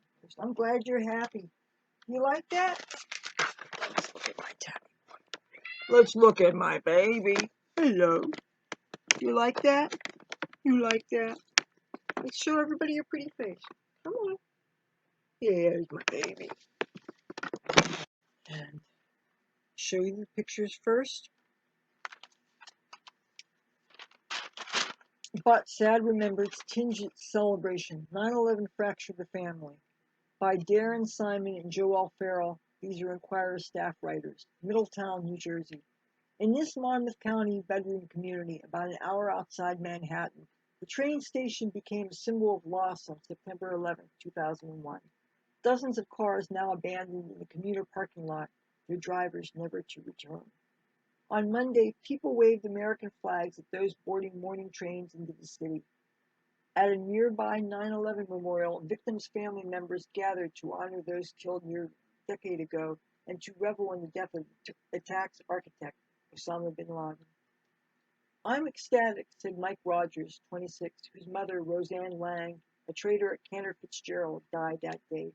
The only thing that I'm happier about than bin Laden being killed is the pride of being an American. Middletown lost 37 residents in the terrorist strike, a death toll exceeded only by those of Hoboken in New York City.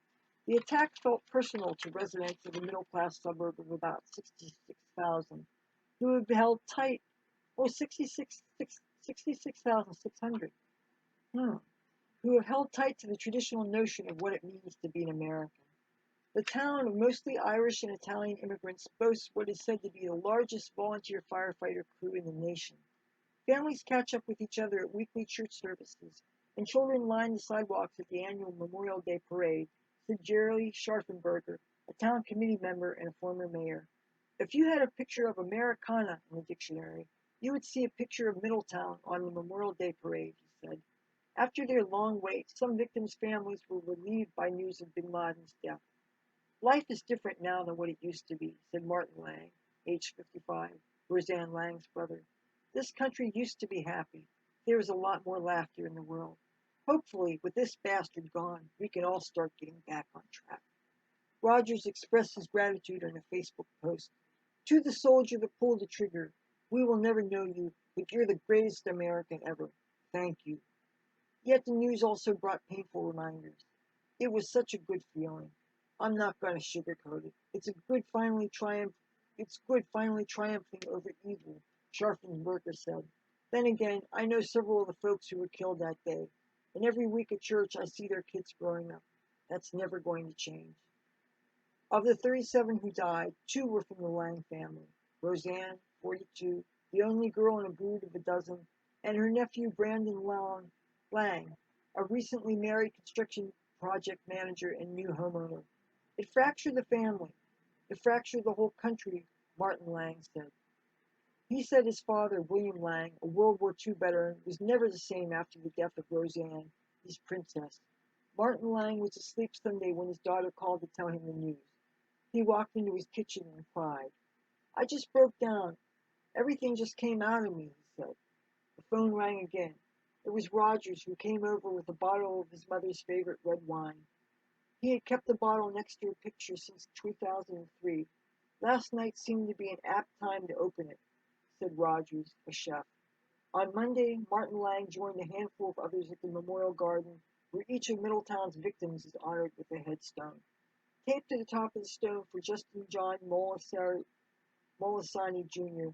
was a yellow piece of paper with a message scrawled in black marker. Justice, bin Laden is dead. This is a picture of that. And this is the headstone looks like. And this here is a map of New Jersey with the location of Middletown. And this says, in Lower Makefield, Bucks County, joy, closure for some, reopen wounds for others. The township had more 9/11 deaths than any other Pennsylvania community. It never lets us go, says one person. This is an article for the Inquirer staff writer Jennifer Lynn. Jordan Reese got a text message from a friend sometime during the bottom of the seventh at Citizens Bank Park on Sunday night. With the Phillies trailing the Mets by one, Reese took his eyes off the game for a split second to read the note. Osama bin Laden is dead. Confused, Reese, 30, turned to his buddy next to him. Osama bin Laden is dead? Fred shrugged. Reese checked Facebook and Twitter. Nothing. He stepped away from the stands to call his parents, Judy and Gary Reese of Lower Makefield, Bucks County. Dad, turn on the news, Jordan told him. Why? What's wrong? His father asked, immediately worried. Just turn it on. I think Osama bin Laden is dead. Reese heard his mother scream in the background. I gotta go, his father said, hanging up. Heading back to his seat, Reese gave one of the security guards a high five. The crowd began to buzz as fans broke out in spontaneous cheers and chanted, USA, USA. Reese posted on Facebook, all right. The scars of 9/11 run deep on Lower Makefield, a wealthy bedroom community in Lower Bucks County that's home to many rail commuters to both Center City and Manhattan. 8 families from the township lost relatives, more than any other community in Pennsylvania. Reese's older brother, 23-year-old Joshua, was the second of 5 siblings, a bond trader who died in the collapse of the North Tower of the World Trade Center. Around Lower Makefield, the news of bin Laden's death bounced from one home to another, with reactions ranging from vindication to shock and sadness. I'm glad it's over, but it's a little too late, said Grash Gottschalk, a former township supervisor whose son William would have turned 45 on Wednesday. It's been almost 10 years. Why couldn't this have been done sooner? Tara Bain, whose husband Michael was killed on 9/11, watched the television images of cheering, boisterous crowds in New York and Washington. I'm not cheering, Bain said. There's a sense of relief, but there's also a lot of sadness and anger. Bin Laden had 9.5 more years to live than Michael, and that makes me angry. This is Jonathan Reese's picture. In Boulder, Colorado, Fiona Havlish got a text from Bain Sunday night asking, are you watching the news? She wasn't and flicked on the TV. Like Bain, Havlish lost her husband Donald on 9/11. Bonded by shared experience, they have remained friends. Hours later, Havlish posted this message to her fellow 9/11 families. I find it interesting how the death of one person can bring closure and calm to some and reopen deep, painful wounds for others. The memory of 9/11, she said later, is a vortex that never lets us go. Havlish said she would have preferred seeing bin Laden taken alive. She and several of Lower Makefield families are plaintiffs in a federal lawsuit that takes aim at Iran for its role in supporting terrorism. The case, handled by Doylestown lawyer Thomas E. Mellon, Jr., is one of several to be filed against other nations and foreign groups in the wake of 9/11. For me, it's about holding those who killed all of our loved ones accountable, Havlish said. For Jordan Reese, hearing about the death of bin Laden was unequivocally good news. It was jubilation, said Reese, who runs 2 online clothing businesses. The stadium became a madhouse. It was unbelievable to see that kind of national unity. I don't remember a bigger moment in my life, in a good way, he added. 2 years younger than Joshua, Jordan was hit hard by the killing of his older brother. I live within the confines of that moment, he said. It's always with me. At first, he took to wearing an old pair of his brother's shoes as a way of holding on to his memory. Today, the shoes are in the closet at his family's home in Lower Makefield. Now, with the death of bin Laden, Reese said it has given him a little bit of closure. After the marathon 14-inning Philadelphia Phillies game, Reese drove to his home in Yardley around 1 a.m. He slept soundly and peacefully into the morning. That was the first good night's sleep I have had in 10 years, he said.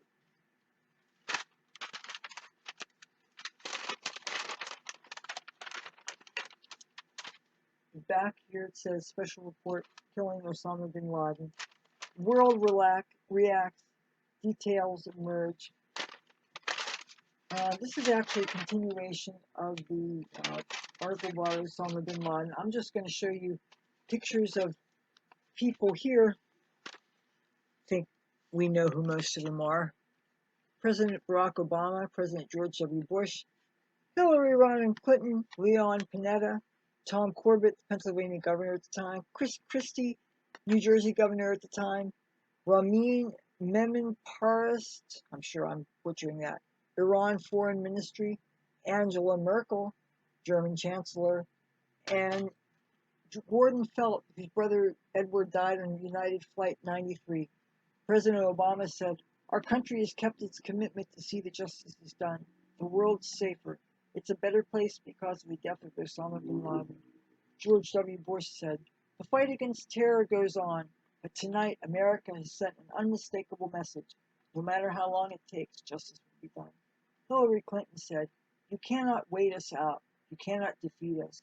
But you can make the choice to abandon al-Qaeda and participate in peaceful political process." Leon Panetta said, "Though bin Laden is dead, al-Qaeda is not. The terrorists will almost certainly attempt to revenge him, and we must remain vigilant and resolute."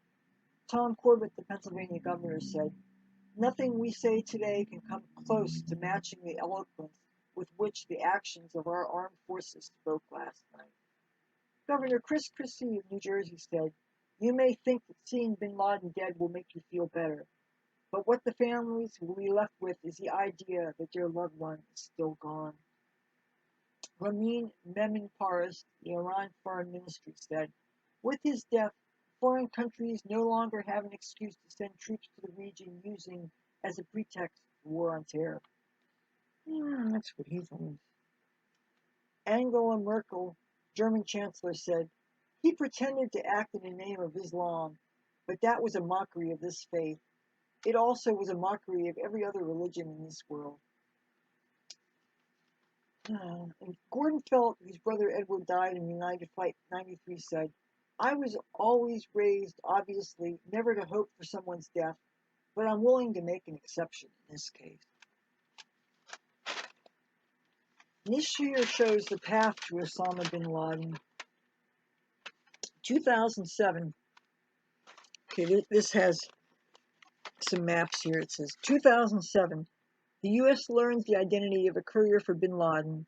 Information from detainees indicates the courier could be living with bin Laden and was also a protege of September 11th mastermind Khalid Sheikh Mohammed and trusted assistant Abu Faraj al-Libi, the former al-Qaeda number 3 who was captured in 2005. August 2010. The United States finds a residence in Abbottabad, Pakistan, where the courier and his brother are living. The compound is about 8 times the size of surrounding properties. Intelligence analysts conclude the compound was built to hide someone of significance. September 2010. The CIA informs President Obama about the compound and says a key al-Qaeda facilitator appeared to be harboring a high-value target. March 14, 2011. Obama chairs the first of several National Security Council meetings on the topic. The Abbottabad compound, built in 2005 on the outskirts of the town center, is described as having extraordinary security measures, including 12 to 18-foot walls topped with barbed wire. April 29. Obama gives the final order to pursue the operation on the compound. Sunday. 2 helicopters containing 24 members of the Navy's elite SEAL Team 6 lower into the compound. The SEALs secure the property and proceed to the room where bin Laden is hiding. In the ensuing firefight Monday morning in Pakistan, bin Laden uses a woman as a human shield. Nice, huh? And the SEALs kill bin Laden with a bullet to the head. His body is flown to the USS Carl Vinson in the Arabian Sea. Officials conduct a traditional Islamic burial ritual, and the body, wrapped in a white sheet and placed in a weighted bag, is slipped into the sea. So great, they have to litter our ocean to dispose of the body. Me, I would just dump that son of a bitch overboard. But it wasn't me, so it didn't happen that way. Finally, he's off the most wanted list. A red banner declaring deceased was splashed across Osama bin Laden's photo on the FBI's 10 most wanted list Monday, ending his 10-year sojourn among America's most sought-after public enemies. Bin Laden had been on the list since October 2001, sharing the limelight with an assortment of murderers, kidnappers, and rapists, as well as the occasional white-collar criminal. Bin Laden also appeared on the FBI's most wanted terrorist list. The mastermind of the attacks of September 11, 2001, that killed thousands of innocent men, women, and children, has been killed, the Bureau noted on its website. It was unclear what would happen to the $27 million in rewards that had been offered for information leading to its capture. And that's from a New York Times news service. I want to show this closer to you so that you can see the map. This shows Afghanistan and Pakistan and where Abbottabad is and where the Arabian Sea is.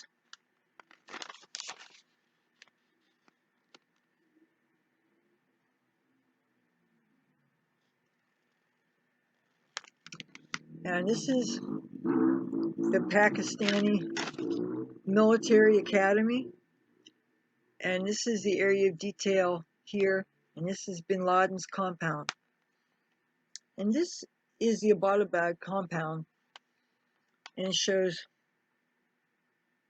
this is a 10-foot high section. This is a 12-foot high section. 7-foot high privacy wall. 11-foot high section. 13-foot high section. 18-foot high section. And 12-foot high section. And I don't know if this is close enough for you to see, but this gives some details. Can you imagine what SEAL Team 6 had to do to use a helicopter to drop into this? And the fact that they were able to do this without hurting any civilians. And here, this is an article that shows a map regarding the hunt for Osama bin Laden. This gives you some geography here. This shows the Sudan and Ethiopia and Somalia. Those are obviously in Africa. Egypt is over here. Libya is up here. Israel's here. Saudi Arabia, Yemen, Oman, United Arab Emirates, Kuwait, Iraq, Iran. There's Tehran there. There's Baghdad. This shows India, Pakistan, Afghanistan, Kabul, Abbottabad, Islamabad. It shows where China is. So gives you a little bit of a perspective on the geography of the area. I hope you could see this with the lighting being as it is. Paper bits here are from the New York Times, New York, Monday, May 2nd, 2011. And this is the headline: Bin Laden killed by U.S. forces in Pakistan. Obama says declaring justice has been done. I'll give you a close-up of that old bastard's face. Good riddance, you son of a bitch. What a creepy, distinctive-looking face he had, huh? And you could see by him being so tall and so striking-looking that he really had to be hidden because he would stand out in a crowd. This is a picture of our smoking Twin Towers after they were struck. Osama bin Laden, 1957 to 2011, an emblem of evil in the U.S., an icon to the cause of terror. This is by Kate Zernicki and Michael T. Kaufman. Osama bin Laden, who was killed in Pakistan on Sunday, is the son of the Saudi elite whose radical violent campaign to recreate a 7th century Muslim empire redefined the threat of terrorism for the 21st century. With the attacks on the World Trade Center and the Pentagon in September 11, 2001, bin Laden was elevated to the realm in the American imagination once reserved for dictators like Hitler and Stalin. He was a new national enemy, his face on wanted posters, gloating on videotape, taunting the United States and Western civilization. Do you want bin Laden dead? A reporter asked President George W. Bush 6 days after the September 11th attacks. I want him. I want justice, the president answered. And there's an old poster out west, as I recall, that said, wanted, dead or alive. It took nearly a decade before that quest finally ended in Pakistan with the death of bin Laden during a confrontation with American forces who attacked the compound where officials said he had been hiding. The manhunt was punctuated by a December 2001 battle at an Afghan mountain redoubt called Tora Bora, near the border of Pakistan, where bin Laden and his allies were hiding. Despite days of pounding by American bombers, bin Laden escaped. For more than 9 years afterward, he remained an elusive, shadowy figure, frustratingly beyond the grasp of his pursuers, and thought to be hiding somewhere in Pakistan and plotting new attacks. Long before he had become a hero in much of the Islamic world, as much a myth as a man, what a longtime officer of the CIA called the North Star of global terrorism. He had united disparate militant groups from Egypt to Chechnya, from Yemen to the Philippines, under the banner of his al-Qaeda organization and his ideal of a borderless brotherhood of radical Islam. Terrorism before bin Laden was often state-sponsored, but he was a terrorist who had sponsored a state. For 5 years, 1996 to 2001, he paid for the protection of the Taliban, then the rulers of Afghanistan. He bought the time and the freedom to make his group Al-Qaeda, which means the base, a multinational enterprise to export terror around the globe. For years after the September 11th attacks, the name of bin Laden and the fame of bin Laden spread like a 21st century political plague. Groups calling themselves Al-Qaeda or acting in the name of its cause attacked American troops in Iraq, bombed tourist spots in Bali, and blew up passenger trains in Spain. To this day, the precise reach of his power remains unknown. How many members Al-Qaeda could truly count on, how many countries his cells had penetrated, and whether, as bin Laden boasted, he sought to arm Al-Qaeda with chemical, biological, and nuclear weapons. He waged holy war with distinctly modern methods. He sent fatwas, religious decrees, by fax, and declared war on Americans in an email beamed by satellite around the world. Al-Qaeda members kept bomb-making manuals on CD-ROM and communicated with encrypted memos on laptops, leading one official to declare, here we go, that sweet, charming face again. Bin Laden possessed better communication technology than the United States. He railed against globalization. Even his agents in Europe and North America took advantage of a globalized world to carry out their attacks, insinuating themselves into the very Western culture he despised. He styled himself a Muslim ascetic, a billionaire's son who gave up the life of privilege for the cause. But he was media savvy and acutely image conscious.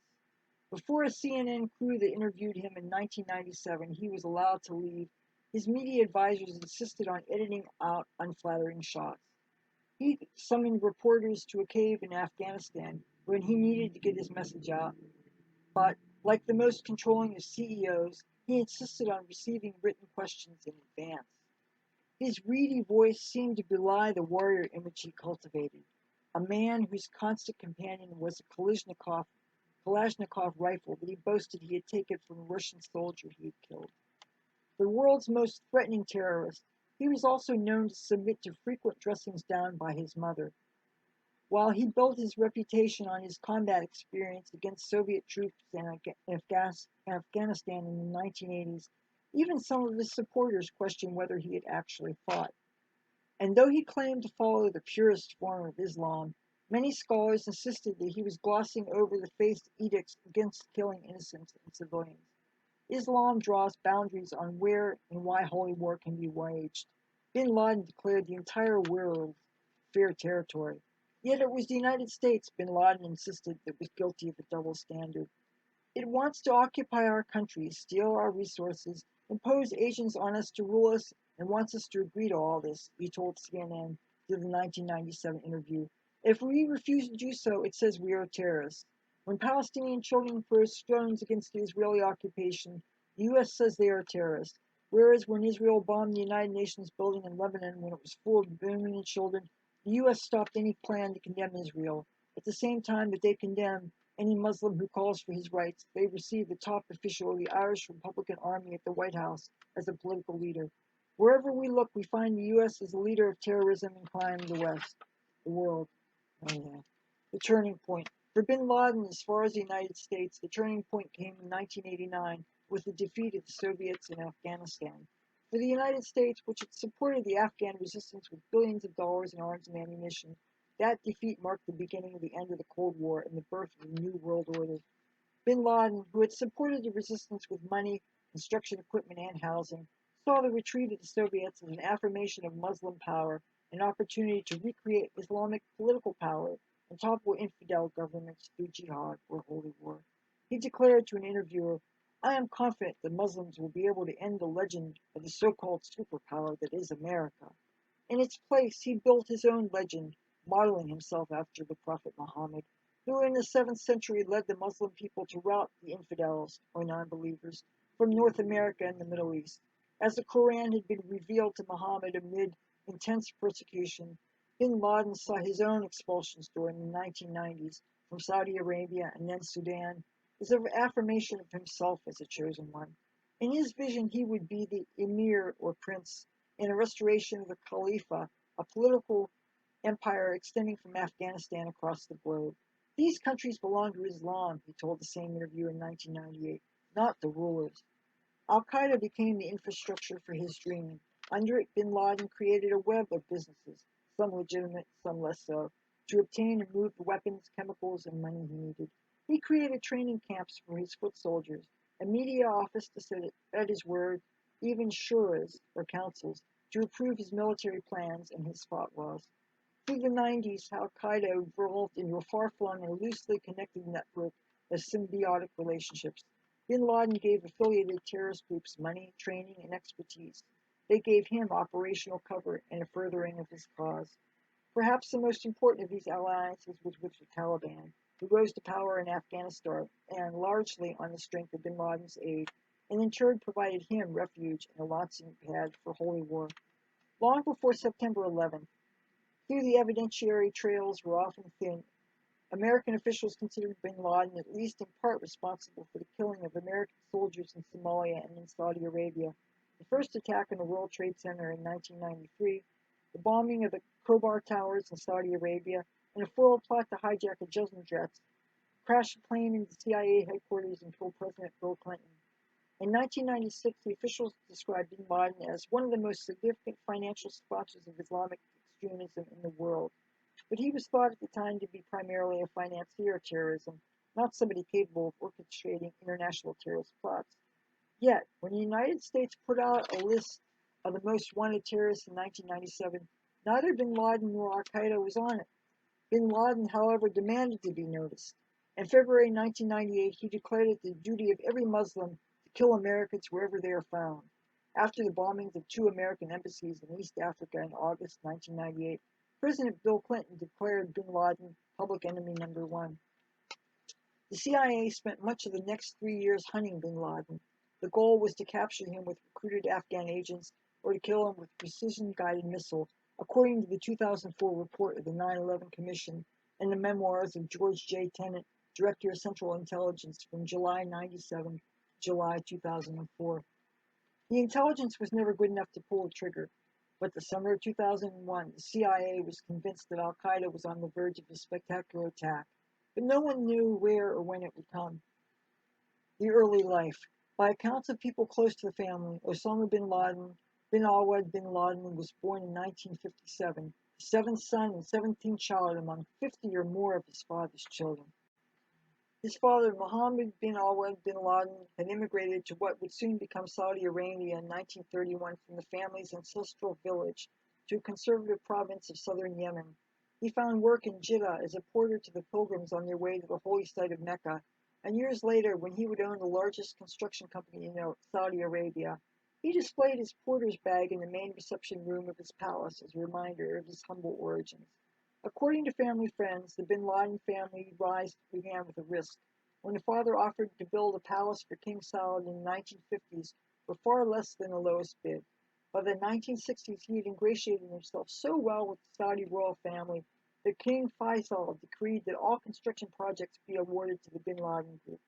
When the Aqsa Mosque in Jerusalem was set on fire by a deranged tourist in 1969, the senior bin Laden was chosen to rebuild it. Soon afterward, he was chosen to refurbish the mosques at Mecca and Medina as well. In interviews years later, Osama bin Laden recalled proudly that his father had sometimes prayed in all three holy places in one day. His father was a devout Muslim who welcomed pilgrims and clergy into his home. He required all of his children to work for the family company, meaning that Osama spent summers working on road projects. The elder bin Laden died in a plane crash when Osama was 10. Siblings each inherited millions. The precise amount was a matter of some debate, and led a life in near royalty. Osama, the name means young lion, grew up playing with Saudi princes and had his own stable of horses by age 15. But some people close to the family paint a portrait of bin Laden as a misfit. His mother, the last of his father's 4 wives, was from Syria, the only one of the wives not from Saudi Arabia. Bin Laden Sr. had met her on vacation, and Osama was their only child. Within the family, she was said to be known as the slave, and Osama, the slave child. Within the Saudi elite, it was rare to have both parents born outside the kingdom. In a profile of Osama bin Laden in the New Yorker, Marianne Weaver quoted a family friend who suggested that he felt alienated in a culture that was so obsessed over lineage, saying, "It must have been difficult for him. Osama was always a double outsider. His paternal roots are in Yemen, and within the family, his mother was a double outsider as well. She was neither Saudi nor Yemeni, but Syrian." According to one of his brothers, Osama was the only one of the bin Laden children who never traveled abroad to study. A biography of bin Laden provided to the PBS television program Frontline by an unidentified family friend assured that bin Laden never traveled outside the Middle East. That lack of exposure to Western culture would prove a crucial distinction. The other siblings went on to lead lives that would not be unfamiliar to most Americans. They took over the family business, estimated to be worth billions, distributing Snapple drinks, Volkswagen cars, and Disney products across the Middle East. On September 11, 2001, several bin Laden siblings were living in the United States. Bin Laden had been educated, and indeed steeped, as many Saudi children are, in Wahhabism, the puritanical, ardently anti-Western strain of Islam. 7 years later, even years later, he so despised the Saudi ruling family's coziness with Western nations that he refused to refer to Saudi Arabia by its modern name, instead calling it the country of the two holy places. Newspapers have quoted anonymous sources, particularly an unidentified Lebanese barber, about a wild period of drinking and womanizing in bin Laden's life. But by most accounts, he was devout and quiet, marrying a relative, the first of his 4 wives, at age 17. Soon afterwards, he began learning a degree at King Abdulaziz University in Jeddah. It was there that it shaped his future militancy. He became involved with the Muslim Brotherhood, a group of Islamic radicals who believed that much of the Muslim world, including the leaders of Saudi Arabia, lived as infidels in violation of the true meaning of the Quran. And he fell under the influence of 2 Islamic scholars, Muhammad Qutb and Abdullah Azzam, whose ideas would become the underpinnings for Al-Qaeda. Mr. Azzam became a mentor to the young bin Laden. Jihad was the responsibility of all Muslims, he taught, until the lands once held by Islam were reclaimed. His motto, Jihad and rifle alone. No negotiations, no conferences, and no dialogue. The Middle East was becoming increasingly unsettled in 1979 when bin Laden was at the university. In Iran, Shiite Muslims mounted an Islamic revolution that overthrew the Shah and began to make the United States a target. Egypt and Israel signed a peace treaty, and as the year ended, Soviet troops occupied Afghanistan. Bin Laden arrived in Pakistan on the border of Afghanistan within 2 weeks of the occupation. He said later that he had been asked to go by Saudi officials who were eager to support the resistance movement. In his book Taliban, the Pakistani journalist Ahmed Rashid said that the Saudis had originally hoped that a member of the royal family might serve as an inspirational leader to Afghanistan, but they settled on bin Laden as the next closest thing when no princess volunteered. He traveled like a visiting diplomat more than a soldier, meeting with leaders and observing the refugees coming into Peshawar, Pakistan. As the family friend says, it was an exploratory rather than an action trip. He would return twice a year for the next few years, in between finishing his degree and lobbying family members to short the Afghan Mujahideen. Bin Laden began traveling beyond the border into Pakistan in 1982, bringing with him construction machinery and recruits. In 1984, he and Mr. Azzam began setting up guest houses in Peshawar, which served as the first stop for holy warriors on their way to Afghanistan. With the money they had raised in Saudi Arabia, they established the Office of Services, which branched out across the world to recruit young jihadis. The men came to be known as the Afghan Arabs, though they came from all over the world, and their numbers were estimated as high as 20,000. That article goes on for another page, and I'm going to spare you. More from the same New York Times paper. This is a really great picture. I'm going to give you a close-up of people cheering about Osama's death in front of the White House. And that's obviously before they had all those big barricades that are on it today. As an aside, after George W. Bush's second inauguration, or a couple months after that, I had reason to be in Washington, D.C. again, and I was able to pose for pictures hanging on the only fence that was in front of the White House, and it was a far cry from the kind of barricades that are on it today.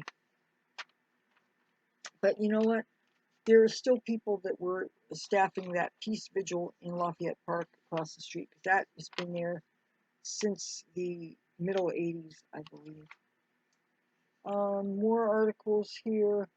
And these are pictures, people reacting to the news of Osama bin Laden's death at the World Trade Center site on Sunday. And back here, other picture of the attack on 9/11. And it says here about the two planes brought down the Twin Towers in lower Manhattan left.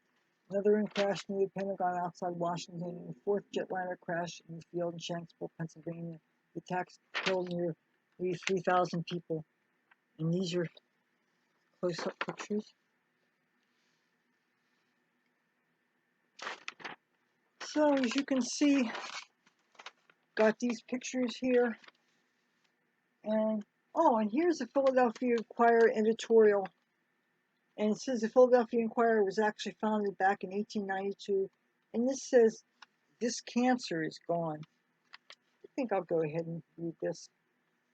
President Obama's announcement that a U.S. Special Operations Unit had killed Osama bin Laden was like having a doctor tell you he had successfully removed a cancerous tumor. While the war on terror was never touted as being just about bin Laden, for many Americans it was. After all, it was bin Laden who masterminded the 9/11 attacks that left thousands dead, an iconic symbol of U.S. economic power in ruins. The stated aim of the war in Afghanistan was to cut off the head of the worldwide terrorism network. That meant getting bin Laden, who, if he had never planned another terrorist attack, would continue to be the inspiration for attacks on Western countries by other Islamists. So Americans should celebrate bin Laden's death. They should also celebrate the brilliance of U.S. intelligence and military capabilities, which finally came through for this country. The CIA has been bashed a lot over the years for intelligence failures, but this is obviously one case where it painstakingly pursued good leads and got it right. How many hundreds of people or thousands of man-hours went into this operation will never be known. It's worth noting that one of the best leads may have come from the long-term detainees being held at the Guantanamo prison, which provided a nickname of the courier trusted by bin Laden. That information eventually led to the discovery of bin Laden's hideout. Many people assumed that bin Laden was holed up in some cave in a remote mountain region. Turned out he was living in relative comfort in the bosom of the Pakistani military. Some Pakistani officials had to know he was there, and their harboring of the world's most wanted terrorist should have repercussions. Yet, it is important to maintain good diplomatic relations with both nuclear-armed Pakistan and Afghanistan. Bin Laden's death doesn't mean an end to the war on terrorism. Not with al-Qaeda still operating in various forms across the globe, and jihadis still expressing their motivation to attack the West. In that respect, the raid that garnered bin Laden may end up as more of a PR success for the United States than an operational victory. But most Americans at this point will gladly take that. With bin Laden's death, Americans feel like a great weight has been lifted off their collective shoulders. As the president put it, justice has been done, especially for those who lost loved ones and friends in the 2001 attacks. Now is not the time for this country to drop its guard. There are other terrorists who can't wait to elevate him. You can't wait to elevate bin Laden to martyrdom while they plan other despicable attacks to avenge his death. But at least for a moment, the nation can stop and cheer. It can shake off the sense of failure that people felt, but rarely acknowledged. in not being able to apprehend bin Laden for so long. The announcement of bin Laden's death unified Americans, and spontaneous celebrations were eerily reminiscent of their unity and grieving just after the 9/11 attacks. That grief 10 years ago seemed to infiltrate every aspect of life in this country, birthing pessimism that only grew stronger during the recession. Huge challenges remain. Soldiers are still at risk in Afghanistan and Iraq, with the threat of being drawn into other conflicts where totalitarian regimes resist democracy. But with bin Laden's death, it's easier to envision a day not too long from now when the wars are over and the troops come home and optimism reigns. There's that slimeball's face again.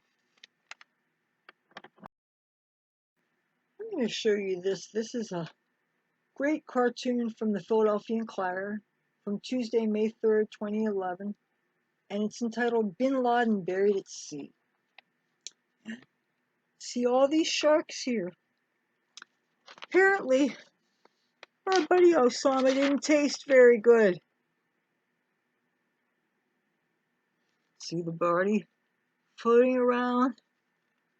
Yuck, ick, ugh, disgusting, gross, phew, yeah.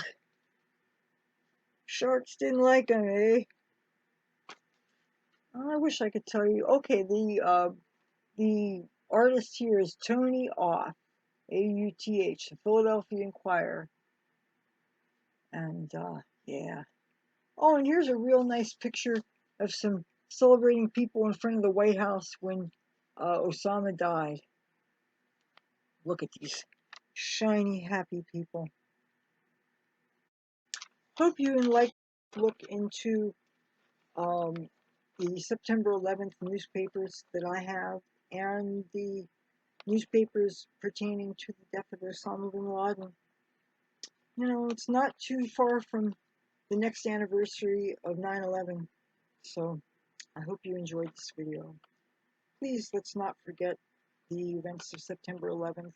Please fly your flags and think about how proud you should be an American, or if you're watching from other countries, how proud you should be to be a freedom-loving person that cares about good people and cares about the suffering of innocence. If you like this video, feel free to give it a thumbs up. If you like me and my content, please do subscribe. And I'll try to get back to that posting schedule, but I really can't guarantee because I don't know. I might be moving. Some things are going on. I will hopefully talk to you soon. Bye.